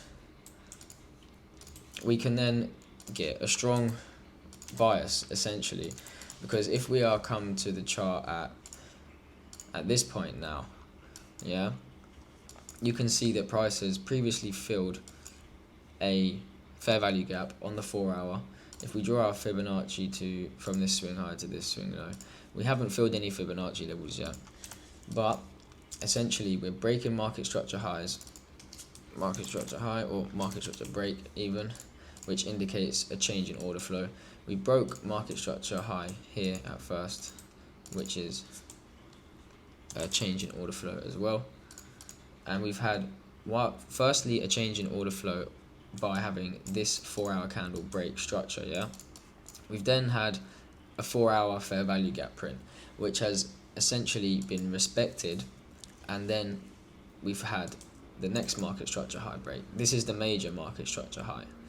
This is where we would be looking for our major change in state or our change in order flow, and a trend continuation of this bullish reversal, okay? As you start to play out the chart, you want to be following your lows and your highs. So now, if we break below this low, we're going to have a change in order flow to the downside. So you don't really want to come below this low now. As we play out the chart some more, we create more structure, and then we come to the newer points. So now we've got this market structure low and this market structure high. This high gets broken, cool. Then we have this low and we have this high here.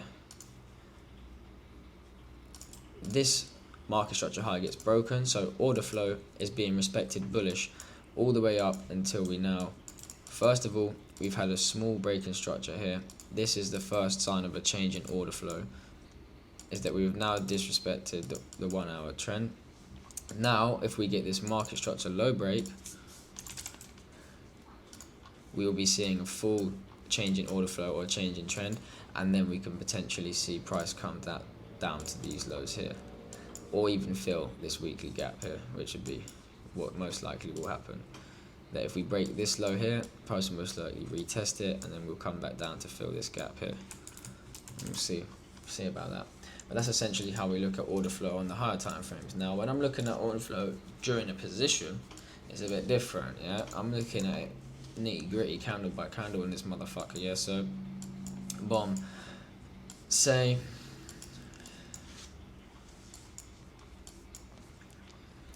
five-minute order flow is what I use for, one, a sweep in liquidity, and two, to judge whether my position is actually worth holding or being invalidated, yeah? So, first of all, you've got hourly or 4 hour highs here, multiple, actually, I think, what's the time? Yeah, you got like 4 or 5 hourly highs here. Boom, we have the 5-minute chart we're on now, yeah? The 5-minute comes up and it comes above the 4 hour point of interest or the 1 hour point of interest, yeah? My sweep's confirmed.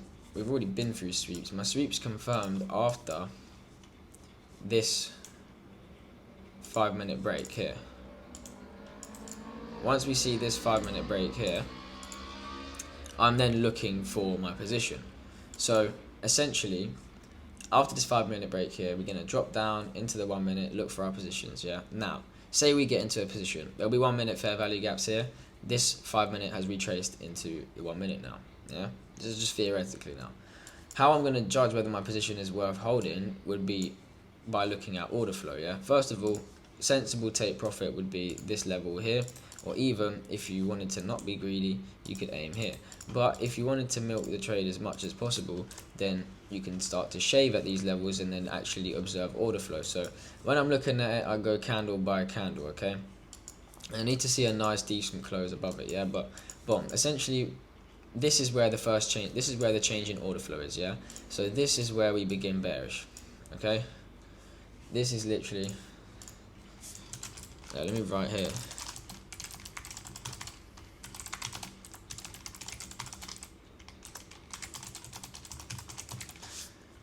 This is where we get our first change in order flow, yeah? So we haven't really, let me even go back here, because at this point we haven't really confirmed that we're going to be coming anywhere near these lows or anywhere below that either yet. But essentially what this has done is, one, take out a lot of previous sellers, most likely people have started buying. It's now taken out all the buyers and stop losses, so essentially completed this liquidity sweep. With the 5-minute break and the 5-minute change in order flow, this is what starts our 5-minute downfall. The 5-minute downfall is what leads to the 15-minute being broken and the 1 hour being broken, etc. But as long as you're entering in at the higher time frame points of interest, you can watch time frames break down from low to high and then eventually have your take profit at the higher time frame. If you've entered in at the 1 hour highs, you can aim for the 1 hour lows. You know what I'm saying? So yeah, it's when you're only looking at the 1 minute time frame and you're just fucking taking positions over that, your market structure is fried. But yeah, so we got our first change in order flow here, yeah, with this 5-minute market structure break. Now, how I observe order flow is I literally look at it candle by candle. So say we are in a sell now, yeah, we have our position and whatever. I'm looking at order flow to be respected like this. If we now break above this high, let me just make this a bit smaller. If we now, hold on a sec. If we now break above this high, change in OnlyFans, lovely stuff. If we break above this high, we see a change in order flow, yeah? Simple. I play out candle by candle. We see a big ass drop. God damn, what the fuck? Okay, now, this is my high I'm interested in. If we break above this high, a 5-minute change in order flow is imminent. Okay, we go candle again. Now I bring it down. This is how I observe order flow. If we ever break above the previous candle high, like this, then we can expect price to come higher, yeah? I will use this as an invalidation or something to just hold my trade. If I don't have if I have a specific level and it's far down, then I will observe this, yeah? And I will see what the fuck's going on. But essentially we're going to continue falling. We're going to continue following this high, yeah? So now we're at this high. If we break above this high, we're out of a trade. Okay, we didn't break above it. This is a wick above. Wicks don't count. We need a full body closure. The candle needs to fucking bracket. It needs to come above and close. We need to see the fat bit close, yeah? So this is not a change in order flow. In fact, we now move to the next high. So now if we break this high, change in order flow, yeah? Cool, we don't break it. So now we're going to move it down again. We don't break it. Let's move it to the next one. Now we're in a bit of a... Now we are in a bit of an accumulation range, yeah? But we're still going to follow order flow like this. Majority of the time, if price is accumulating like this at these lows, and I've already entered it up here, you've already caught a nice trade. So I'm going to be out of position. But if you're wanting to actually observe order flow to the max, you can do it exactly like this. Okay. Market structure break. This would be a change in order flow. But as we have had 1, 2, 3, 4, 5 rejections off of this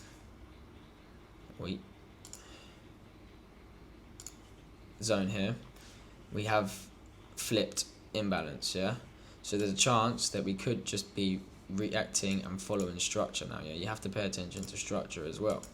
So there's a chance that we could just be respecting a fair value gap to then move lower. So until you see a nice big break, yeah, which would be here, you would be a bit wary now. You would want to be looking. But as soon as we break past these highs here, ignore this wick here. As soon as you actually break and close past these, you would then close your position if you were still holding it. We would have a full change in order flow, yeah? So let's continue playing out the chart and see what the fuck we got going on here. Now this is not a decent break, yeah? This is just pussy ass shit, alright? We've still got this high that's been intact. I did say ignore it, but don't fully ignore it, because it doesn't mean it's useless, yeah? It's just that this is the major resistance level that we don't want to break above. If we was to have closed nicely above this, then I'd be like, yeah, fuck that. It doesn't matter if we do continue down. I'm going to just get out of my trade at that point, but I don't like to just close off of these gay breaks, because the amount of times that it's been like, yeah, cool, and then it's just ran, then I'm just like, fuck it. So I like it to be a good break, yeah? But let's continue and see what the fuck happens here. We continue down, so I'm going to follow order flow now. If we break above this level, we're most likely toast and order flow has changed. If we break above these highs here, we have equal highs, which could get raided If we break above these equal highs, then we definitely have big market structure break, 5-minute market structure break, major change in order flow, okay? And then we just essentially follow the chart down. Consolidation. Oh, see, so we did raid these equal highs now, yeah? Equal highs have been raided, so if you had your stop loss above these levels, you would be toast, but we're supposed to be in from up here regardless anyway. So yeah, essentially if we break and close above this level, we want to be getting out of any position that we have going on. Okay, cool. So now we've broken structure again. We've broken out of this accumulation range. That's nice. Bearish order flow has been continued, so that is lovely stuff. You could write here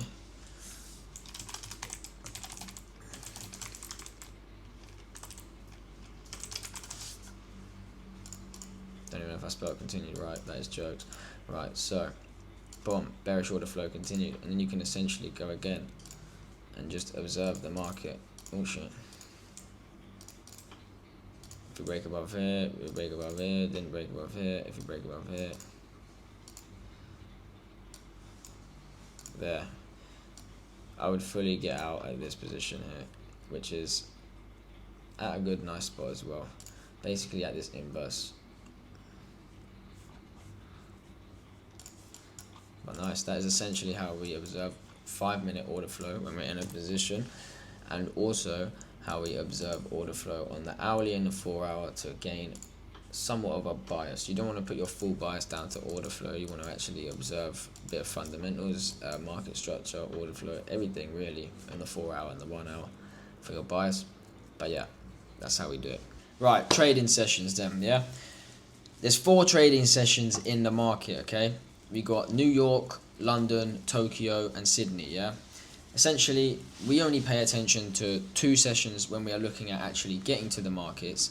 But when we're looking at specific levels in the markets, we want to be looking at all of the session time highs and the session time lows, which is meaning the highest point that price reached and the lowest point that price was at in each specific session time, yeah? And we can use these as draws on liquidity, like we mentioned earlier. The session time and highs are hourly highs and lows, which are, and sometimes most of the time 4-hour highs and lows as well. But yeah, essentially we call this buy side and sell side liquidity. We went through this on the previous module. You should understand exactly how a liquidity sweep works and exactly what buy side liquidity is. Essentially, this is how we mark out our buy side liquidity. Now, we trade during these session timings simply because these session timings are the most volatile time to trade our currency pair, yeah? Well, not currency pair, our index. I'm used to fucking dealing with traders, Forex traders, yeah? So, we trade US 500 and NASDAQ, yeah? The best time to trade that is during New York session. The best time during New York session to trade is during the London and the New York overlap, yeah? Where we have London session and New York session, 2 of the biggest sessions in the markets running at the same time. There's essentially a lot of fucking money moving through the market at this point, so price moves a bit faster. It's a little bit more tricky to navigate, but when you're in good and you can make good money from it. So this is why we essentially trade at these times. Also, we can also catch our positions and not sit in them for hours. Our strategy will play out during Asian session, Sydney session, etc., but it will take fucking hours for you to see any sort of profit, because the market has no volatility, there's no volume, there's no one trading at that point. We want to trade with the big players, and they're all trading during session time and during market hours. So that's why we are coming to the session at London and the New York crossover. Specifically, New York Open, we have a few macro times like 2:30. Essentially, that's the main session that I trade is 1 o'clock till about 3 o'clock UK time, which is about 8 a.m. till 10 a.m. in New York. So yeah, let's get onto the charts then and see how the fuck we can plot out our session times and our highs and lows, yeah? So, first of all, come on to the 1 hour. I like to get my vertical line here, yeah? I suggest you boys all working out like this too. So, my timing is in UK time as well, wherever in the world that you're watching this. I don't know, I'm still in Thailand, but my fucking My brain is stuck on this clock, so I just use the UK time on my chart. But New York Open in the UK is 1 o'clock, yeah? So, boom. Let's do today. Oh, we're in the replay mode. Exit out of that. Okay, so today at 1 o'clock, which is here. So this is New York Open. You can mark it out on your chart. It will appear down the bottom here. And you've got that 1 p.m. which is 8 a.m. New York Open. Then you've got London Open, which is 8 a.m. UK time. Okay, so mark out London Open. And these are essentially the main sessions that you want to be looking at. You're going to be trading from this line onwards. And the major highs and lows that you're going to be observing are going to be the London session highs and lows, yeah? In this case today, we started at New York Open at London session lows, which means you would want to mainly target these previous lows, which is a major point in structure. So scary trade, but yeah, do your thing. So when we're looking at the session highs and lows, you want to mark it out with the tools like this on the hourly, then come on to the 5 minute, yeah, just so you can get a bit more data and you can see what the fuck's going on.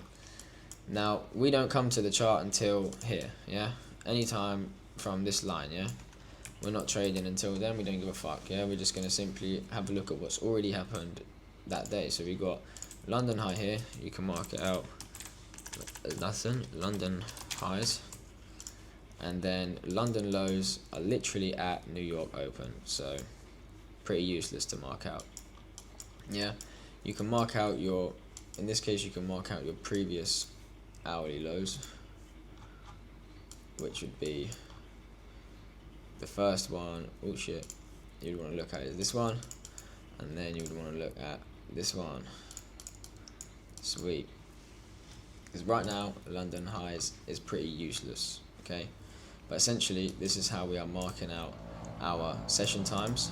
And we're looking at London Open and New York Open. We are trading from New York Open until maximum 4 o'clock. There, fuck it off after that, there's no point. And then you can come back at, if you really want to, PM session, which is about 6:30 UK time.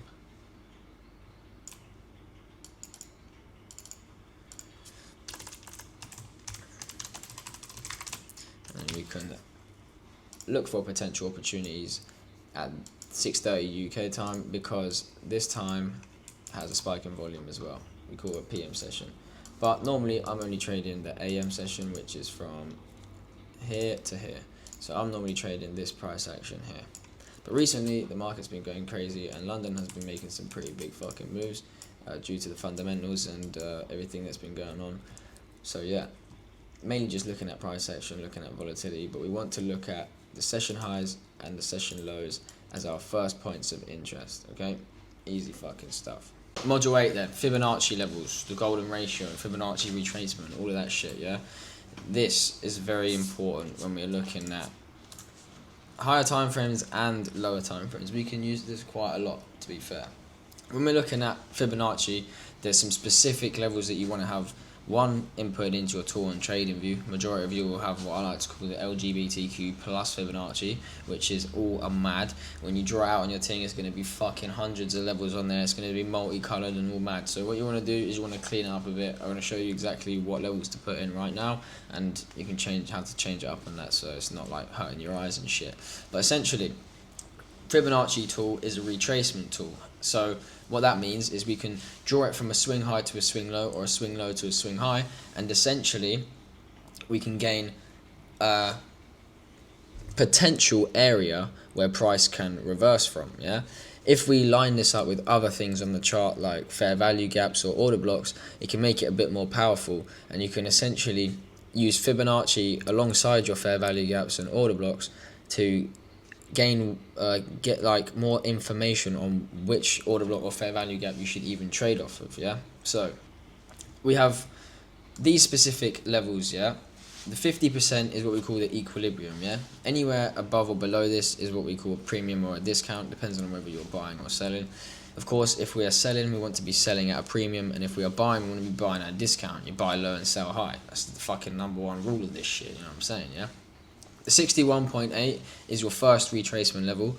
The 70% is the second retracement level, and the 7.8 is your deepest retracement level. If you surpass the 7.8, most likely you're cooked and you're fucked, and the trend is being disrespected.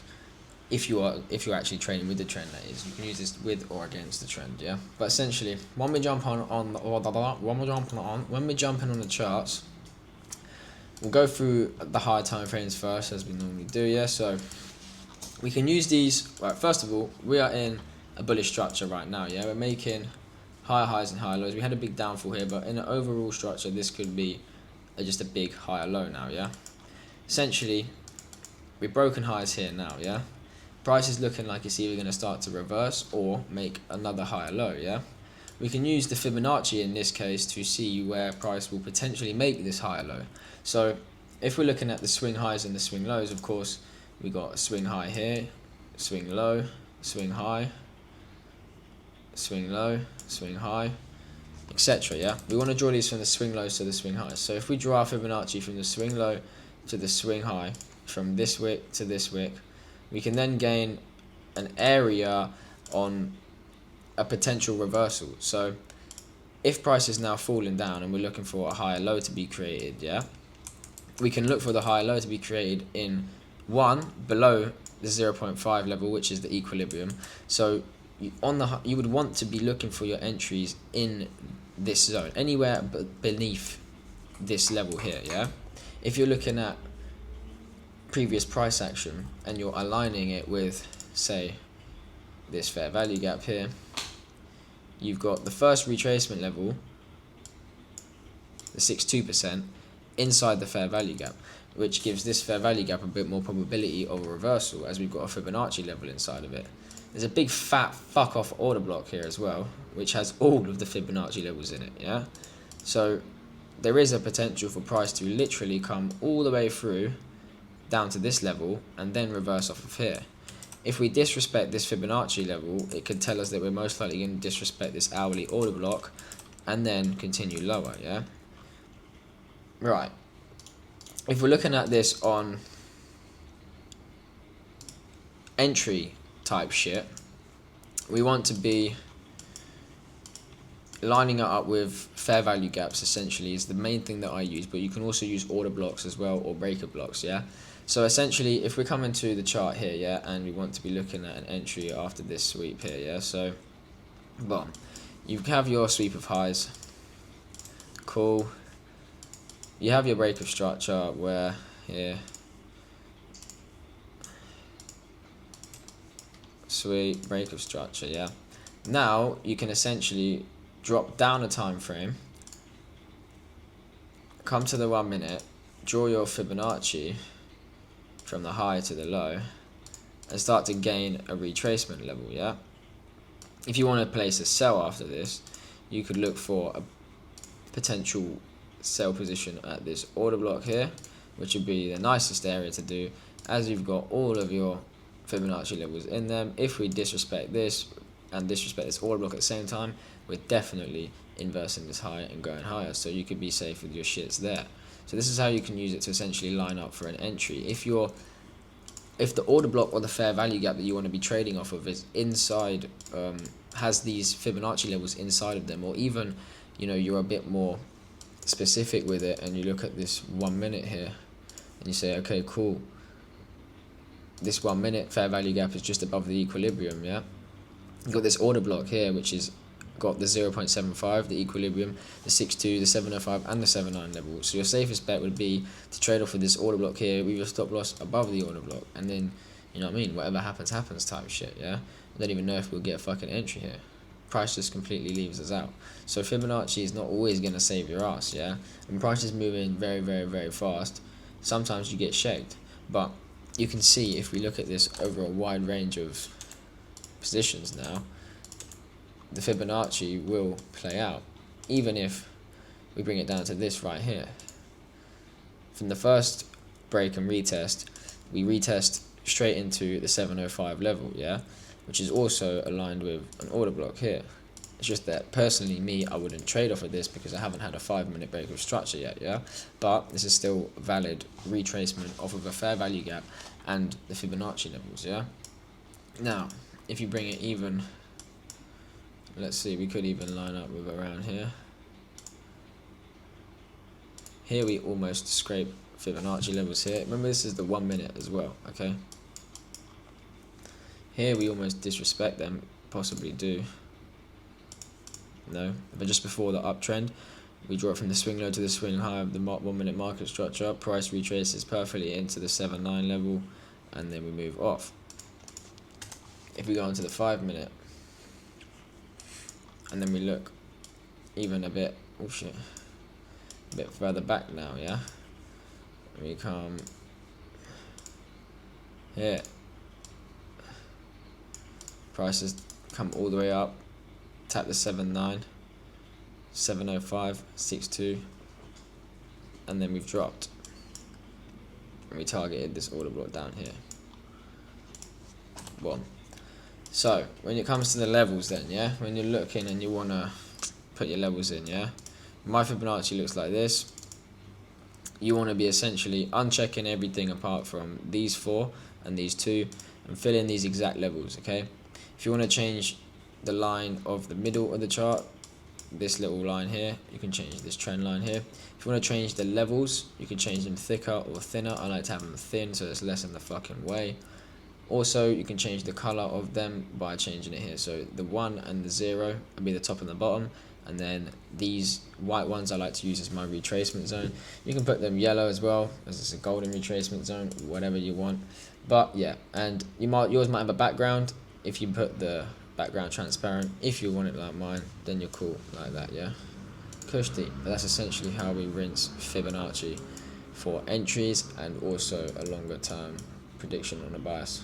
Sweet. Okay, module 9, fundamental analysis and daily bias then, bit of market context. So essentially your daily bias is the first thing that you're going to do when you come to the markets, yeah, is gain your prediction on the market. Now, we're traders, yeah, we don't act on what we think, we simply act on what we see. So your bias, do not fucking marry it. Don't just be like, because you want to price to come here, or you think that price is going to come here, that price is going to go there, because it's not going to do that, yeah. You need to trade alongside the market. So look at the market and observe it before you start to trade, and gain a slight prediction on where you can see the market going, yeah. And then you want to trade alongside that essentially. If you see price disrespecting your bias, yeah, for example, if you're bearish and now we're continuing to break highs and create higher highs, higher lows, and we're essentially changing order flow, why are we still bearish? You know what I mean? Yeah, you need to pay attention to price action, pay attention to the chart, and pay attention to what the chart is actually telling you. Doesn't matter what you think or what you want to happen, yeah. So when we come to daily bias, we want to look at, first of all, you want to have a little look at the fundamentals, yeah. If you've got any news events coming, you want to take that into account, yeah. Take into account any previous news events that might have happened. So for example, yesterday we had unemployment claims that was extremely bearish, fucking hell. We had GDP come out, which was a little bit bullish, yeah. Unemployment claims is pretty important, and it was very bearish, yeah. We did see price fall today actually as well, so that's funny enough, that is. But yeah, so essentially you want to take into account the fundamentals slightly, yeah. You want to have a look on websites like Forex Factory or wherever you would like to gain your fundamental analysis from. I use Forex Factory, and essentially you can use this website to have a look at any upcoming news events or any events that have previously happened, yeah. So when you look at your bias, you want to see if anything happened this week that was important, or look anything happened last week that was important that might have caused these big spikes or big dumps in the market, yeah. Sweet. After you've done that, you want to gain your bias on the chart, yeah. I only really look at fundamentals a little bit. We're not economists, we're fucking traders, yeah. First of all, you can have a look for on a daily candle just to see if we've been on an inside or an outside day on that previous day. Remember, we went through outside days, so bomb, we haven't had any outside days yesterday. or the day before, or the day before that. But the last outside day we had was a bullish outside day at the top of a bullish range, which, what does that mean? It normally tells us that the price is going to continue bullish, and then we see the next day bullish. So if you was to come to the chart, oh shit, on this day here, and you was to see this outside candle here, this candle is completely outside of this candle, you would safely presume that price is not going to come below these lows, yeah, because the previous day has completely swept out this day completely swept out the previous day low and closed above the previous day high in the top of a bullish structure after extreme market structure breaks, yeah. This tells us that price is most likely going to go higher on just this day, yeah. So when you come on trade on this day, you can safely presume we are not going to take out these lows, yeah. This is strong for a daily bias. Now, generally, if you're looking on the 4 hour, you want to be observing the structure here. Are we bullish or are we bearish? Okay. Boom. Price is making higher highs. Boom. Yeah. So we've been breaking highs, creating higher lows, and now we are potentially seeing price either going to create a higher low from here or break this higher low. If we create a lower low from here, then we can see the 4 hour market structure be disrespected, and we can start to look for sells, yeah, because our bias would then be bearish. If we are disrespecting the hourly time frames, yeah, this is going to be what's giving you your strong bias, okay. Right now we are still in a bullish structure until we actually completely break and close below this low. We still have a fair value gap here that's being held by the skin of its teeth, but this could really and truly bring it up, yeah. So if we're observing the 4 hour and we're looking at it now, price is in a bullish structure. We've got a big imbalance here which has been taken out. We've also got another imbalance which took out this imbalance. We've broken structure multiple times. This is an imminent place for a higher low. What we can do is we can use our Fibonacci, which looks like it's been disrespected. We have to wait for the close, but if this Fibonacci level gets disrespected, then you can also use that as a confirmation that we're going to disrespect this fair value gap and in turn, you know, continue to fall. So yeah, you want to be observing the 4 hour structure. You want to be observing the fair value gaps that we have been respecting or disrespected to see whether structure is following the trend or not. And then you want to essentially try and trade alongside that and alongside your prediction, yeah? Sweet. So, fundamentals then, yeah? This shit's fucking boring, but it's got to be done. And there's going to be a few videos linked for you to actually watch that are going to explain this in some like animated fancy way that's very simple to understand, yeah. But essentially we are looking at a few things when we're looking at fundamentals, yeah. Like I just showed you with Forex Factory, this can show us high impact news with the inflation rates, interest rates and economic growth, etc., yeah.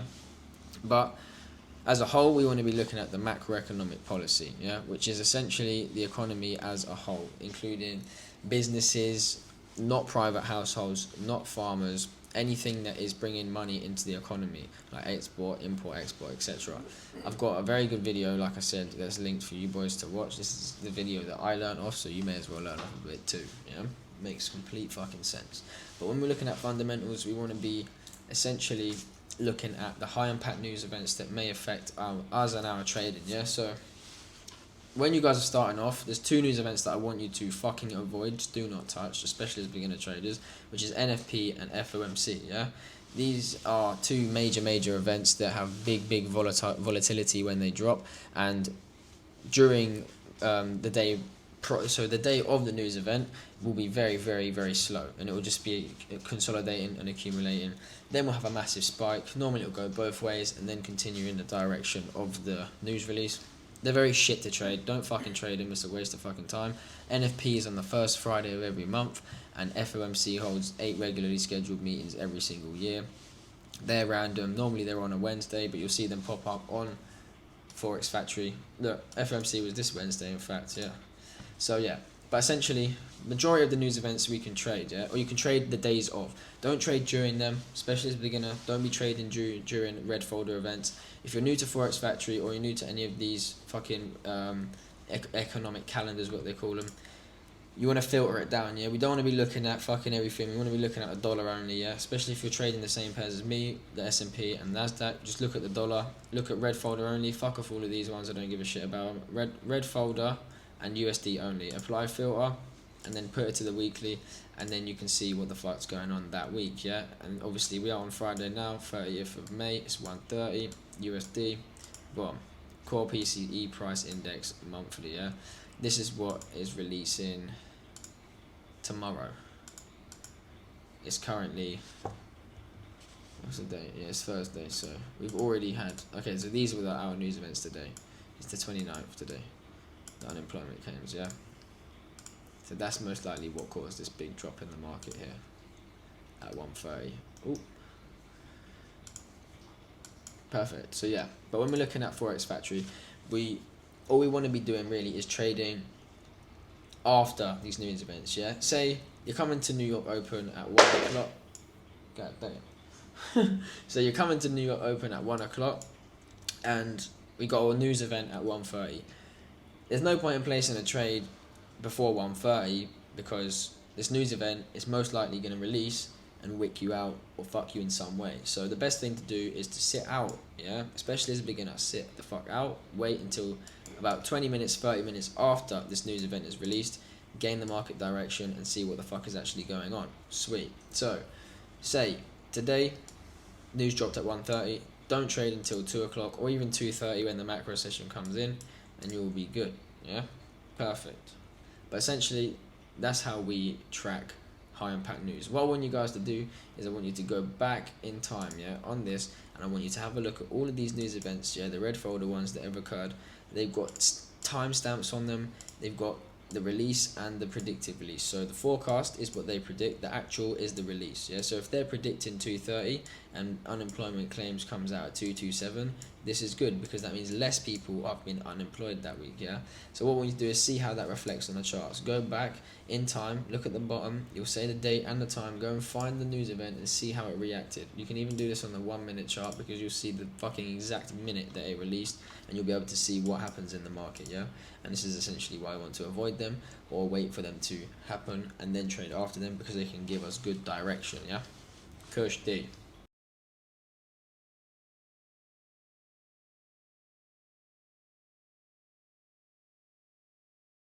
Okay, module 10, this is fundamental analysis extended. This is mainly onto NFP and FOMC, which is what I was just telling you guys to avoid in the previous module, okay? So this is a deeper dive into that. Kushti, so as I mentioned, NFP, the non-farm payroll, releases on the first Friday of every single month, okay? Don't trade it, like I said already, just don't trade it, okay? It's a waste of your time, you're most likely going to lose, and if you normally even the day before is very, very slow. Also, in trading, you're going to want to look for days to not trade because there's opportunities that present themselves 24/7 in the markets, and you don't want to be taking all of them because the more trades you take, the more times you're going to fucking lose. It's probabilities, bruv. So try and sit out for as many days as you can. If you've got a busy day where you've got something to do, don't fucking trade. It's good. You know what I mean? If NFP's here, don't fucking trade. If FOMC's here, don't fucking trade. It's better to do so, yeah? So NFP is released on the first Friday of every month. It's basically a report that estimates the number of jobs gained in the US during the previous month, yeah? Excluding, like I said before previously, a little tad, farms, private households, and like non-profit organizations, etc, yeah? But anything that brings money into the economy as a whole is looked at for the NFP, yeah?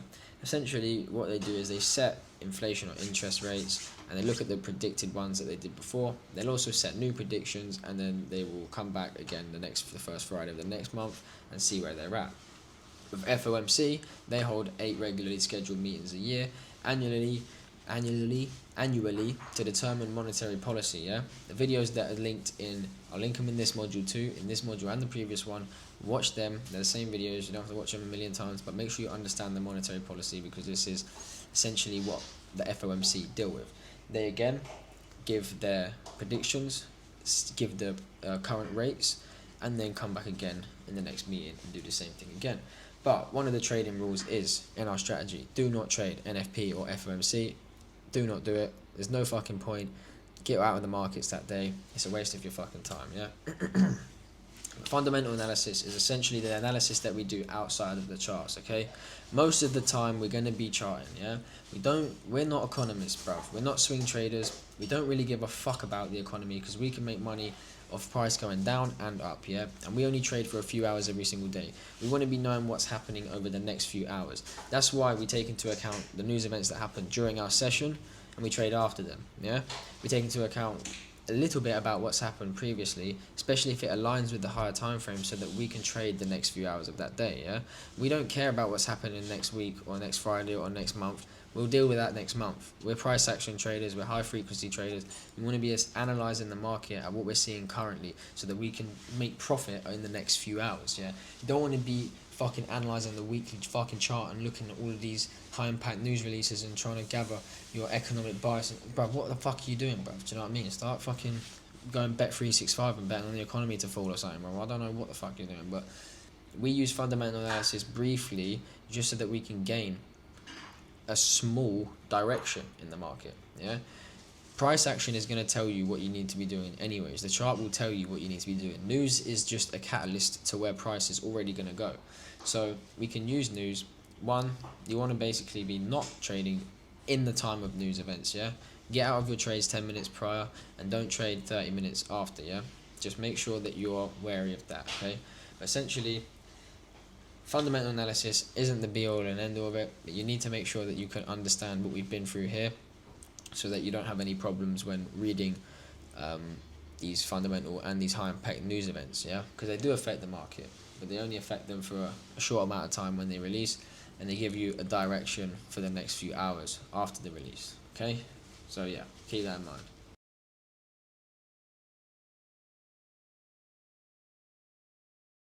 Right then, lads, module 11. So we are essentially almost there with strategy complete. Next module will be the step-by-step plan.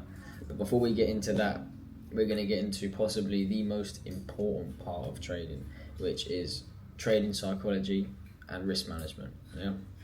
Trading psychology is possibly the number one factor that you have to have mastered when you are trading. Complete emotional control. As a man, regardless, you should be able to control your emotions in all states and all situations, but the markets is one that's pretty hard to overcome, yeah? There's a few things that we can do on a daily fucking basis, yeah, that will gain us confidence in ourselves and in our strategy, that will allow us to in turn have an elite trading psychology, that will allow us to have emotionless trading where we play out a system endlessly over and over again without thinking. It doesn't matter how many times you play out your strategy in a live scenario, if you haven't gathered enough data on yourself and enough data on your strategy, then you will not be able to play out your strategy because you won't have the confidence to be able to hold your trades, to be able to avoid FOMO, the fear of missing out, hesitating upon entry, hesitating upon closing, hesitating upon setting take profits. Simply gathering data on yourself and gathering data on your strategy in the markets is the best way to gain confidence and the best way to transform that into an elite trading psychology. I trade like a robot. I'm completely emotionless towards wins and losses. I don't give a fuck about P&L, yeah?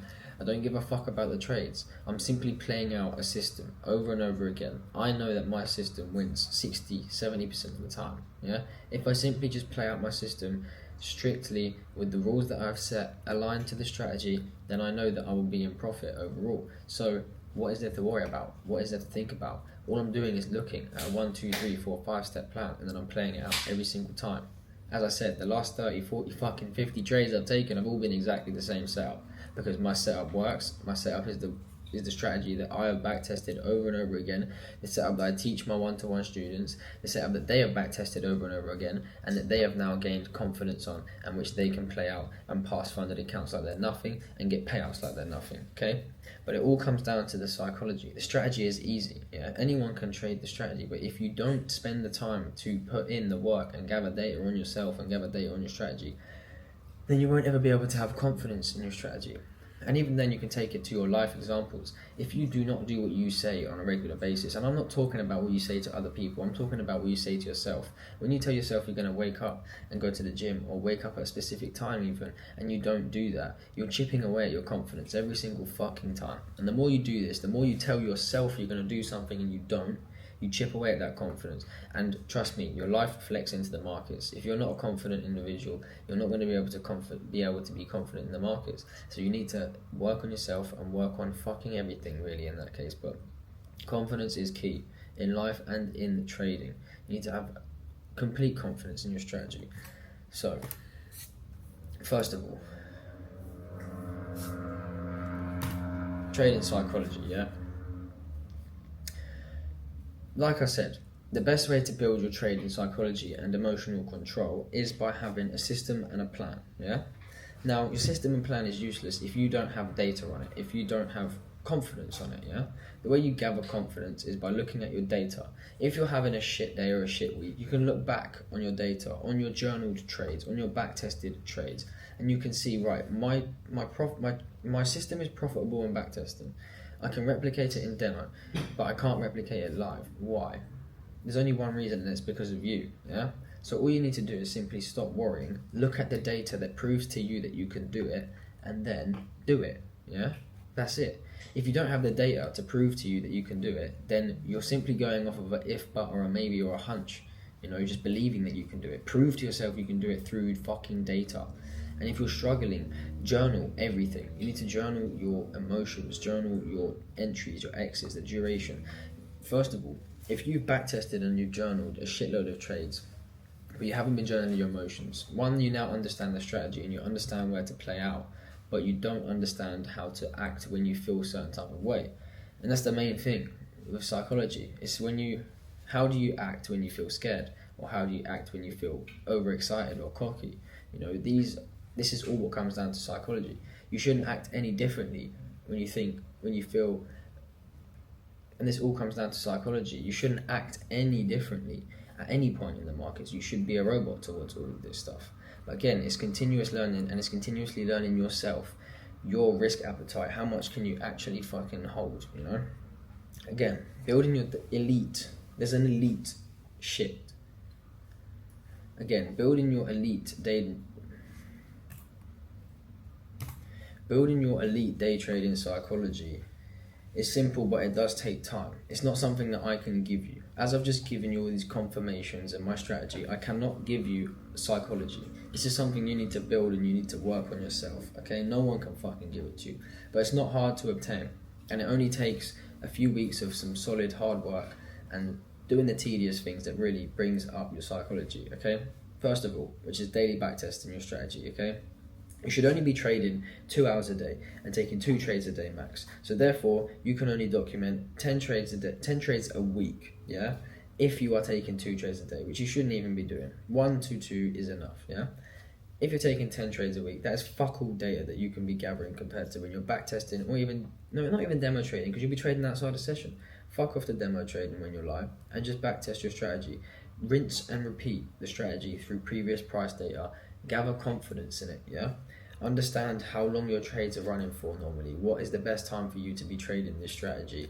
What days are best for you? You can gather all information, yeah? All of it.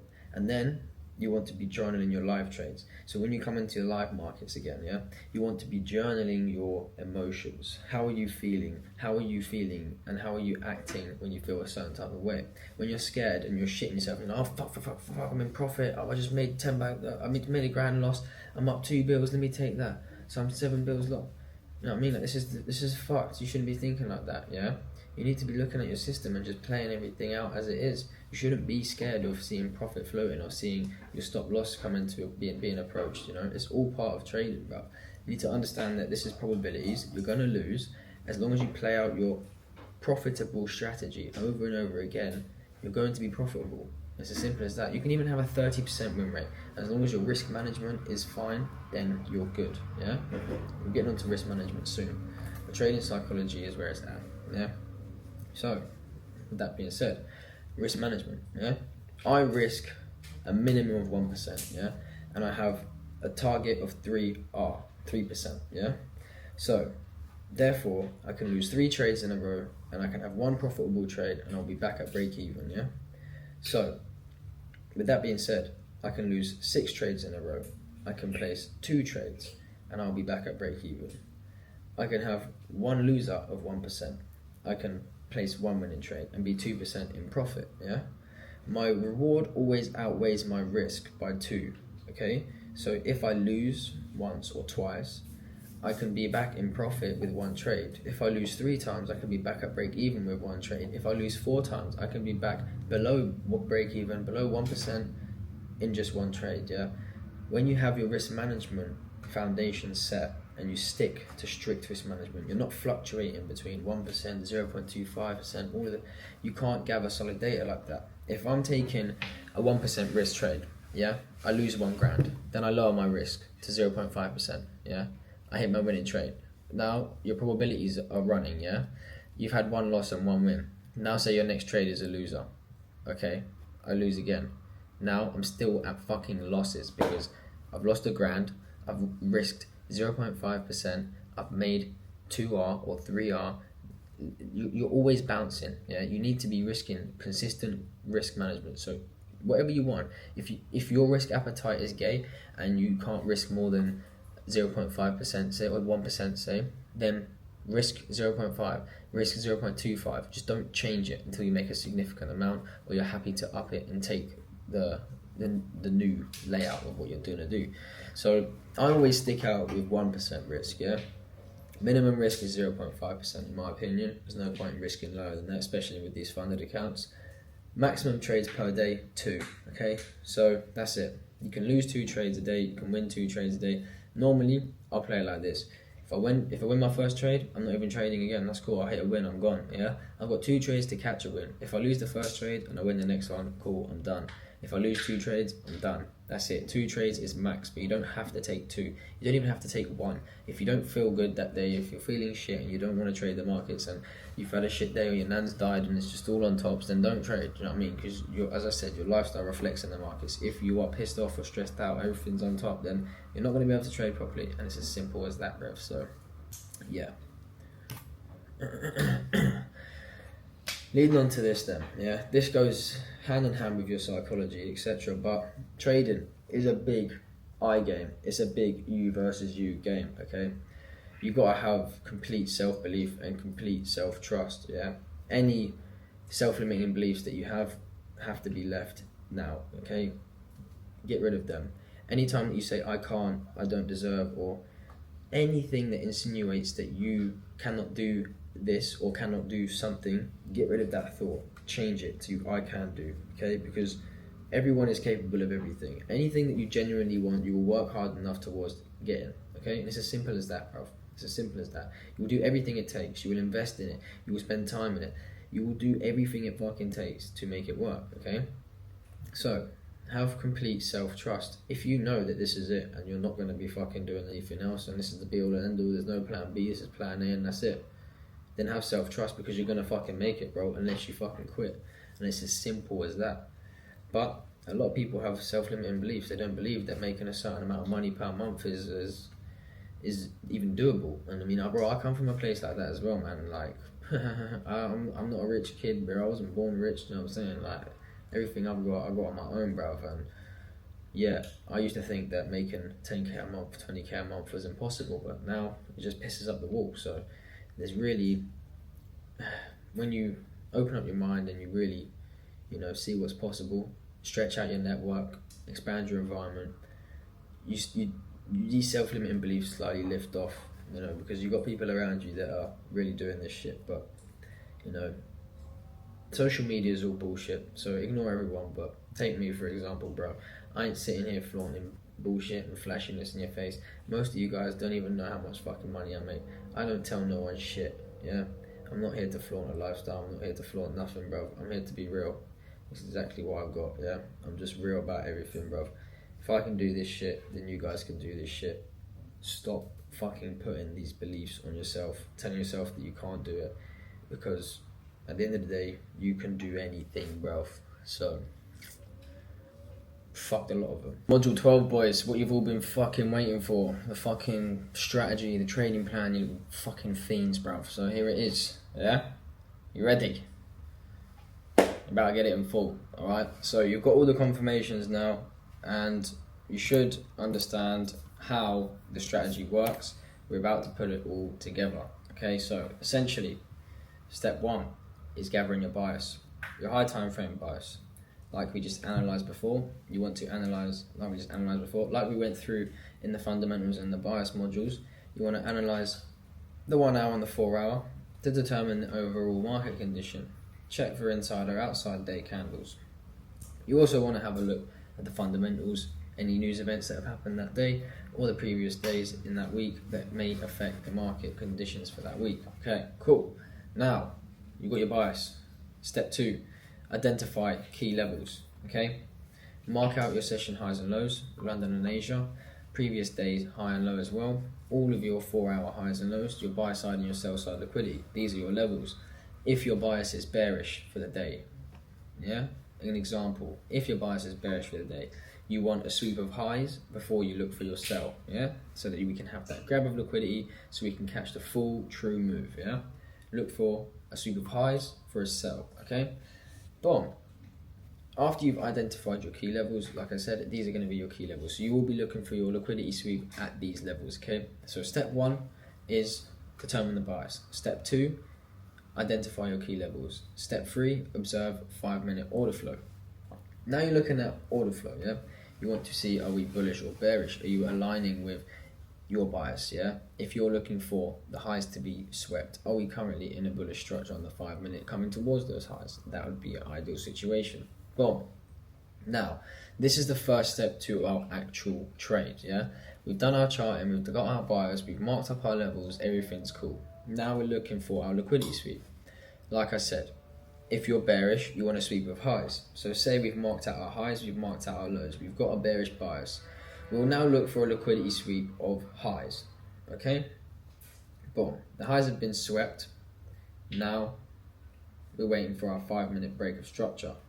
The 5-minute break of structure, like we went through on the liquidity sweep, is our confirm of the sweep. So after we have the 5-minute chart come up past an hourly or 4 hour point of interest and then break back below, that is our liquidity sweep of the highs after that 5-minute break of structure. Sweet. So that is step one of our actual trade, yeah? We want that liquidity sweep. So now we've had our sweep of highs. We're then looking for a reaction at a key zone, which would be us dropping down to the 1 minute, yeah? After our 5-minute break of structure at the sweep of the high, I'm going to break down to the 1 minute. We now want to observe the 1 minute chart and we want to look for fair value gaps, order blocks, breaker blocks, potential areas where we can look to get into our sell position. You want to align this with your Fibonacci tool. Make sure that you are getting the most optimal entry. Stop loss above the highs at the safest place, at the safest point of the structure. If price is to break above here, your trade is invalid. Put your stop loss there. Boom. Wait for your confirmation, okay? After the fair value gap has been filled, look for an inverse fair value gap in your direction. So if we are looking for a sell, we want a bullish fair value gap to be inversed. Now, this is when you're going to look for your entry. You want to enter your position after the bullish fair value gap gets inversed, okay? Giving us extra confirmation that price is now moving down. We've had a liquidity sweep of our highs. We've had the 5-minute break of structure confirming the sweep. We've had the 1 minute fair value gap be respected. Now we've had the 1 minute bullish fair value gap get disrespected, confirming our bearish bias on the 1 minute and the 5 minute at that 1 hour high, at the 1 hour point of interest, which now means that we can target the 1 hour lows, okay? Sweet. So you're entering at 1 hour highs, you can target 1 hour lows, yeah? Just because we're using the 5 minute and the 1 minute for our entry, that's just giving us the optimal entry, okay? So boom, you've had your 1 minute break of structure or your 1 minute fair value gap inversed. Now you can take your entry. Target setting, you're looking for a 1 to 3, okay? You want 3 RR max, don't be stretching it higher than that. Just wait, gather yourself data on your trades. If 6 out of 8 of your winners are running from past 1 to 3 to 1 to 6, then maybe start to hold some of them, but not until you've gathered data, okay? I'm telling you now, 1 to 3 max, you'll have very good results with this, okay? Boom. Simply aim for your highs, your lows, and you're fine. And that is it, alright? Trading rules. The guardrails for this fucking strategy. So, the trading rules then, yeah? Boom. We have to have a sweep of highs before we can look, not sweep of highs, we have to have a sweep of liquidity before we can look for our position entry, okay? Because this is essentially what allows us to get the big moves. When we have a sweep of liquidity, we have enough cash that's been grabbed, enough orders are taken out for us to have these big moves, okay? Boom. Number 2, maximum of 2 trades per day. Very, very strict rule. Do not take more than 2 trades per day, okay? Cool. Easy fucking dude. Easy fucking rule, mate. Stick to it. Listen to it. Cool. Rule number 3, do not trade NFP or FOMC. Easy as that. Not much more to be said. Don't fucking trade it. Very, very slow day and a very, very volatile day as soon as the news event drops. Cool.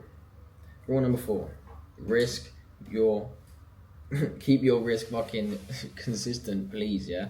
If you want to risk 1%, risk 1%. If you want to risk 0.5%, risk 0.5%. Just do not change that risk. If you lose a trade, don't lower your risk or up your risk. Just stay consistent, keep your probabilities, let them play out, and build your data on your strategy. If you're fucking around with shit too much, you cannot build data, okay? Build data in the start. It's fucking important, okay? Trust me. Trust me. The trading schedule. Basically, you're going to be trading New York session, New York open, the New York and London crossover. Don't even be trading after that. Fuck the PM session. Just mainly trade that, okay? That's the best time. That's where I trade. That's the best time, okay? Trade from New York open until New York close max. But the best thing to do is to come at New York open and trade for 3 hours, okay? Be very, very picky with your trades. Make sure you're waiting for the full plan to play out. Your sweep of highs, your break of structure, your 1 minute fair value gap, your 1 minute inverse, etc. Everything to play out. Line out all your fibs, line out all your buyers. Don't be fucking willy-nilly. Make sure you can actually understand why you've made money, and if you lost, why you lost too. If you're placing wins outside of your strategy and you're hitting profit, that doesn't mean it's a good trade. You're just getting lucky, okay? If you can't explain your trade, if you don't know what you did to make money, then that doesn't mean shit, alright? Cool. Furthermore, avoid FOMO, okay? Don't be scared of missing out. There's no fucking missing out. There's millions of opportunities. Trading 5 days a week for God knows how long, mate. These markets are never going under. We are good, yeah? Doesn't matter if you miss a day, doesn't matter if you miss a trade, come back tomorrow, come back next week. It really doesn't fucking matter, okay? Do not have FOMO in this game. It's calm. And then boom, journaling, alright? Make sure you are journaling a fucking intense amount, okay? Because journaling is what will separate the winners from the losers, simply. Comprehensive journaling is so important. Journal your emotions, journal fucking everything. Honestly, it is the most important part of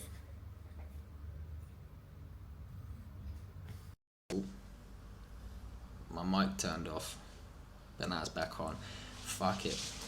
Honestly, journaling is the most important part of the outside of the charts bit, okay? You need to be journaling your emotions, how you're reacting to your feelings, how your positions are playing out, every single last fucking detail. Treat this like a business. You will learn so many lessons about yourself, about your strategy. You'll learn how you can milk your strategy for more money, how you can actually stop shooting yourself in the foot by acting like a retard. And you know what I mean? It's hard to not ignore it, yeah? If you're writing down every time you're getting scared and you're closing your position, then it runs to take profit. If you're looking at a fucking piece of paper or a spreadsheet that tells you, that you're looking at, that says, right, I've entered 10 trades, I've closed 7 of them early, and they've all hit take profit, I'm a spastic, do you know what I mean? I'm getting scared for nothing, yeah? If you're trading a real strategy that works, like the strategy I'm giving you now, if you backtest it enough and you understand it and you're comfortable with it and you're confident in it, you can play it out. Then it's a case of psychology. You might not be able to play it out due to FOMO, hesitation or fear, etc. Then it's a case of journaling these fears, journaling everything that you're going through so that you can pinpoint it, look back in the notes and you can say, right, this is what's fucking me up, let's stop doing it. Boom. Journaling is so important, okay? This is what will build your psychology. And most of you are going to ignore this and think it's tedious and mere, but trust me, this is what will separate the winners from the losers. In my mother's life. So, consistency. Consistency with everything is important, yeah? but mainly in trading, okay? Show up every fucking day with your live trading or back testing or demo trading. Do not lack, okay? Even if you don't want to back test or any of that, journal. Go back through your journal. Make sure you're putting in at least 1% every single day into this, yeah? And stay consistent with it. Because I've been doing this shit every single day for the last 6 years. I've been looking at a fucking chart. I've looked at a chart every single day, and I can say that without fail, for the last 6 years. One time a day, I've looked at a chart without a doubt, okay? It's as simple as that. But I've been doing this for so long now. It's a second nature for me. All of this, playing out my trades, playing out my strategy, journaling, it's all second nature. It's part of the business. But that's why I see success in it, and that's why I do so well. Because I'm not scared to do the tedious bullshit. I'm here for the long run, and I'm here to do it, and I'm here to make some serious bread, not fuck around. So be consistent in practice, be consistent in execution. Make sure you're fucking doing what you need to be doing. And even then, if you're watching this now and you haven't been consistent with going through these modules, you rushed through it, you don't understand half of it, and you're being a dick, go back through it. You know what I mean? You got time. There's no need to rush any of this shit, bruv. Make sure you're understanding it, okay? We're gonna have a 1-to-1 at the end of this, alright? And if you've rushed it, I'll fucking know, and I ain't gonna be as serious with you, bruv. I'll be real. But if you come to me at the end of this with our 1-to-1 and you smashed it and you've gone through it and you've got some real questions, I'm gonna share some knowledge with you and say you out a game plan that's gonna change your fucking life, bruv. So yeah, keep that in mind, boys. You might want to go back through some shit now.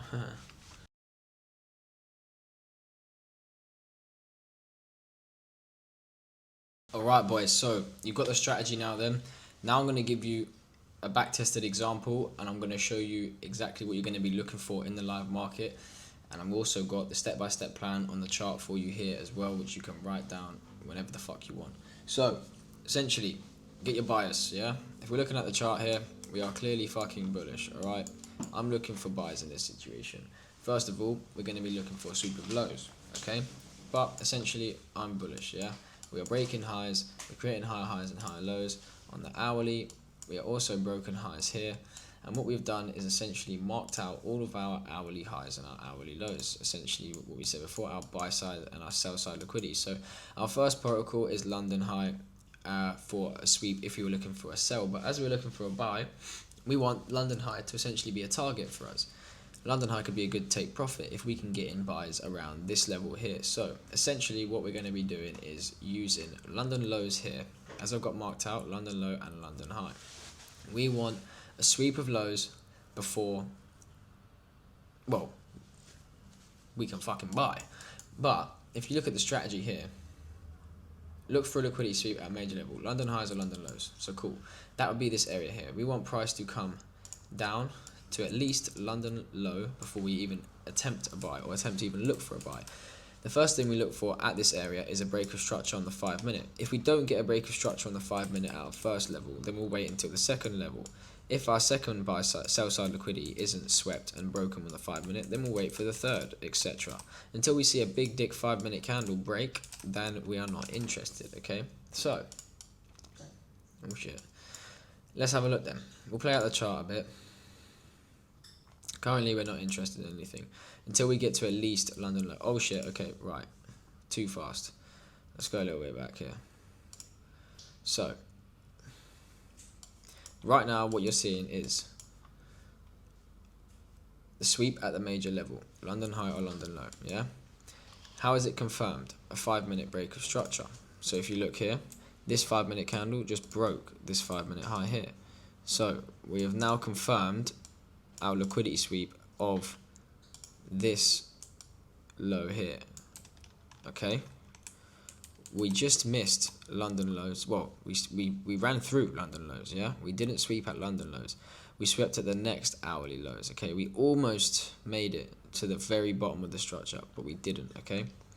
Our market structure break is just above this hourly sell side liquidity, and we are now sitting at London lows, which is a good spot for our reversal, okay? So, we've got our, let's go here, liquidity sweep of our major level. We've got our 5 minute break, which is in our direction of a buy, which essentially confirms that we're now having a reversal start, okay? The next job is for us to start, is to find an entry on this bitch, okay? So, let's play out one more candle on the 5 minute and drop to the 1. So, if we go on the 1 minute, we can see a series of fair value gaps here. But after breaking structure on the 1 minute here, I'm no longer interested in anything really below this level. But, oh shit, okay, that's not bad. If we go to the 5 minute, we can see a 5 minute fair value gap here. Now this is interesting to me. This would be where I take my entry, okay? So, the entry for this would be entry right above the fair value gap, stop loss just below the fair value gap, drop down onto the 1 minute, and this is where we're going to be looking at, okay? So, as I mentioned, the 1 minute structure is broken anyways, so we're not looking at anything below here. If the 1 minute now retraces below here, I'm stopped out and the trade is invalid. But this is our next protocol. Come back to the strat. Where is she? Price reacts off a fair value gap, order block, or break a lot on the 1 minute or 5 minute time frame. Sweet. This is our fair value gap. If you want, you can draw Fibonacci levels and see if we line up. It's not looking that we're going to. Okay, Fibonacci's don't back us in this sense, but I'm happy to go with it because we're having a strong break. So, first of all, we're looking for our entry at the 5 minute fair value gap, yeah? Our take profit can be as far as London highs, which will be a 1 to 16, which is pretty fucking mental, to be fair. We do not need that. You could milk that for 1 to 16, but let's be realistic here. And let's go for the previous hourly high, the 2 o'clock high, okay? Just below this 1 minute order block here. So if we don't breach the highs, we should react off of this, okay? Boom. Entry at the 5 minute FVG. Let's see if we even return. Okay, wow. So we literally just pinpointed that fucking fair value gap there. That would be a lovely entry if you would manage to get into it. We would have had to go quick. There wouldn't have been much decision making involved in that. But essentially, we are in our trade now. Okay, we have had our step play out. Price react off of a fair value gap or inverse, a breaker block or order block. Okay. Now, extra confirmation would be to wait for an inverse fair value gap. Okay, so we could look for fair value gaps on this downfall, but there wasn't one. Okay. So potentially you could look for an inverse here for extra confirmation, but that would be, at that point, it would be too far away. So in this case, I would just either look for your entry at this area here or potentially a slide down candle coming up here or on the breaker structure. Okay, but boom. Essentially, we've got our entry now. We can play out the trade. Let's go on to the 5 minute, but the shit is pretty ripping anyways. Yeah, and after the 5 minute change in order flow at the liquidity sweep, after we have the retracement, pretty fucking perfect trade. Straight to the highs, lovely stuff. You could have actually targeted London highs. Would we have got in? Yep. Yeah, so you would have even made a 1 to 16. You could have offered that, but realistically, I would have taken profit here, and that would have been a very nice trade.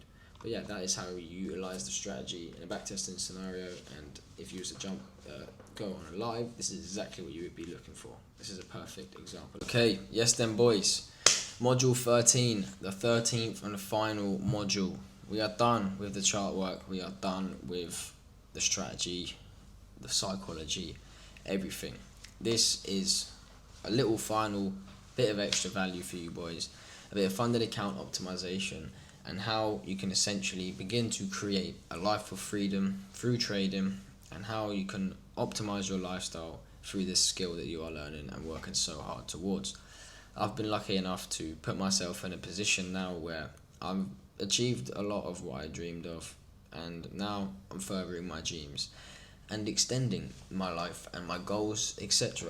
But what I've achieved now is what many of you are trying to achieve, which is simply location freedom, a calm lifestyle. You haven't got to worry about a price tag, and you haven't got to worry about bills over your head. You can essentially just be who you want to be, live your fucking life, come to the markets 2 hours a week, make your bread, bro, and then anything else you do on top of that is your decision. But I've got a few slides to go through for you boys, and then we'll call it a wrap up. Alright, so translating your strategy knowledge into trading performance then, yeah. Right now you're on the knowledge acquisition phase, yeah. You are currently gathering all of the knowledge that you need to put into play to make fucking money and make this skill work.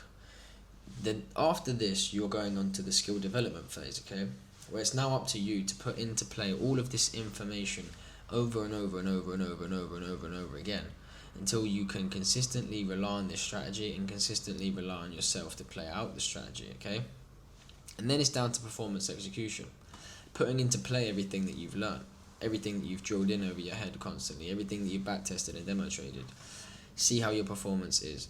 If you're shit still, go back to the drawing board, back test more, journal more, understand what you're flooring with, okay?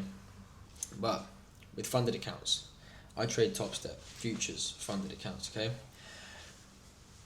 The risk approach that I take with these is quite strict and the same for all of them. These accounts are cheap, £75, $100 for 100k. That's fuck all, okay? I don't mind losing a couple to house one and then to do my thing, yeah? Majority of them are passed, if I'm honest, yeah? I don't lose that many at all, but it does happen. You only have a 3% drawdown, yeah? And the way that I work them is I'll risk 1% in the first trade no matter what, yeah? 1%, be very picky. If the trade wins, I lower my risk to 0.5%, yeah? And now I'm trading 0.5% until pass. Vice versa, if the trade loses and I lose 1%, I'm now lowering my risk to 0.5% again, and I'm trading until break even. And then I'm back at 1% risk. Because with these funded accounts, the profit that you're making isn't yours until you fucking live, okay? Or until you pass that phase. So I get that phase done quick and out of the way. Once I'm on live, I'm down to 0.5%. I'm strict with it. I'm going 0.5% all the way until I scale up a bit. With Top Step, you got the ability to scale up a little bit. So I'll scale up to 10k, withdraw 5, keep 5. Now I've got a 5k buffer.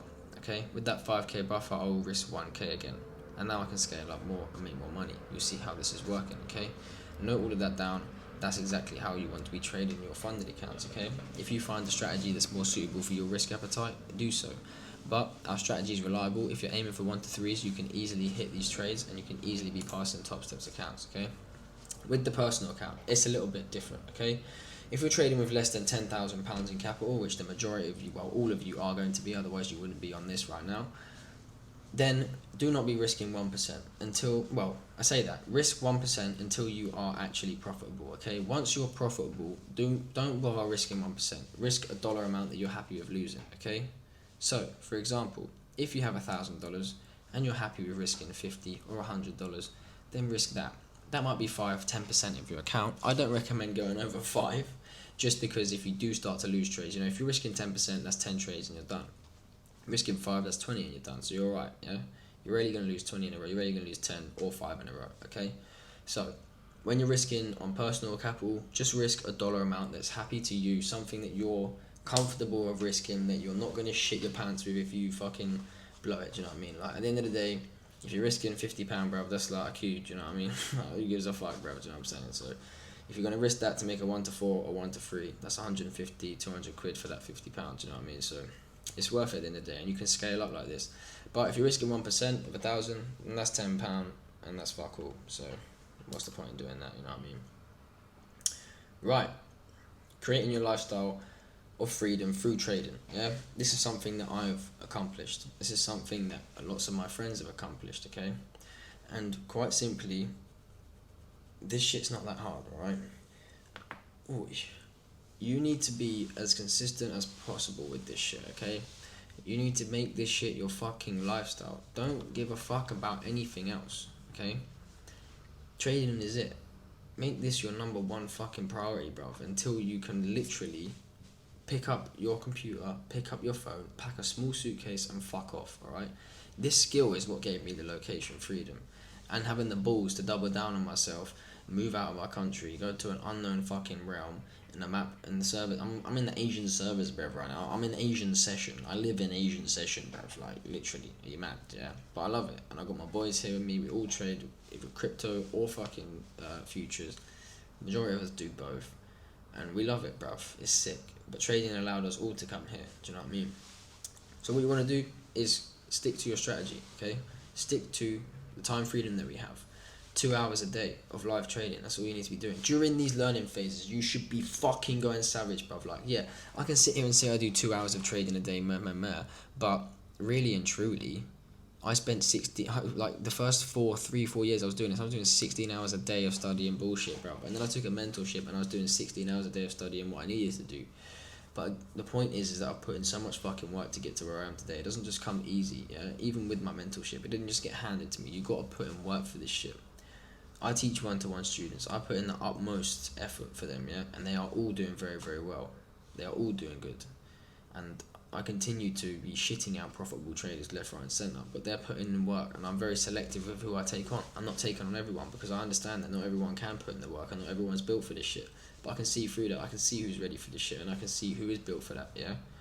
And that's why I take on who I take on, and they're all successful because I know my shit. I can teach it, and they're fucking ready to go. So yeah, but if you're watching this, I hope you're ready to go, and I hope you're ready to fucking really put into play what you've learned, because you are about to change your life, and it's as simple as that. Yeah, this is a very good foundation for you to start trading. This is a very good foundation of knowledge for you to get going on what you're going to do. Okay, Kushti. The journey ahead, yeah. By no means are you gonna finish this fucking call and wake up tomorrow with 10 bags in your account, a profitable trader with all of this funding, alright? That's not gonna happen, okay? So you're gonna have to put in work continuously. You might have to continue educating yourself, okay?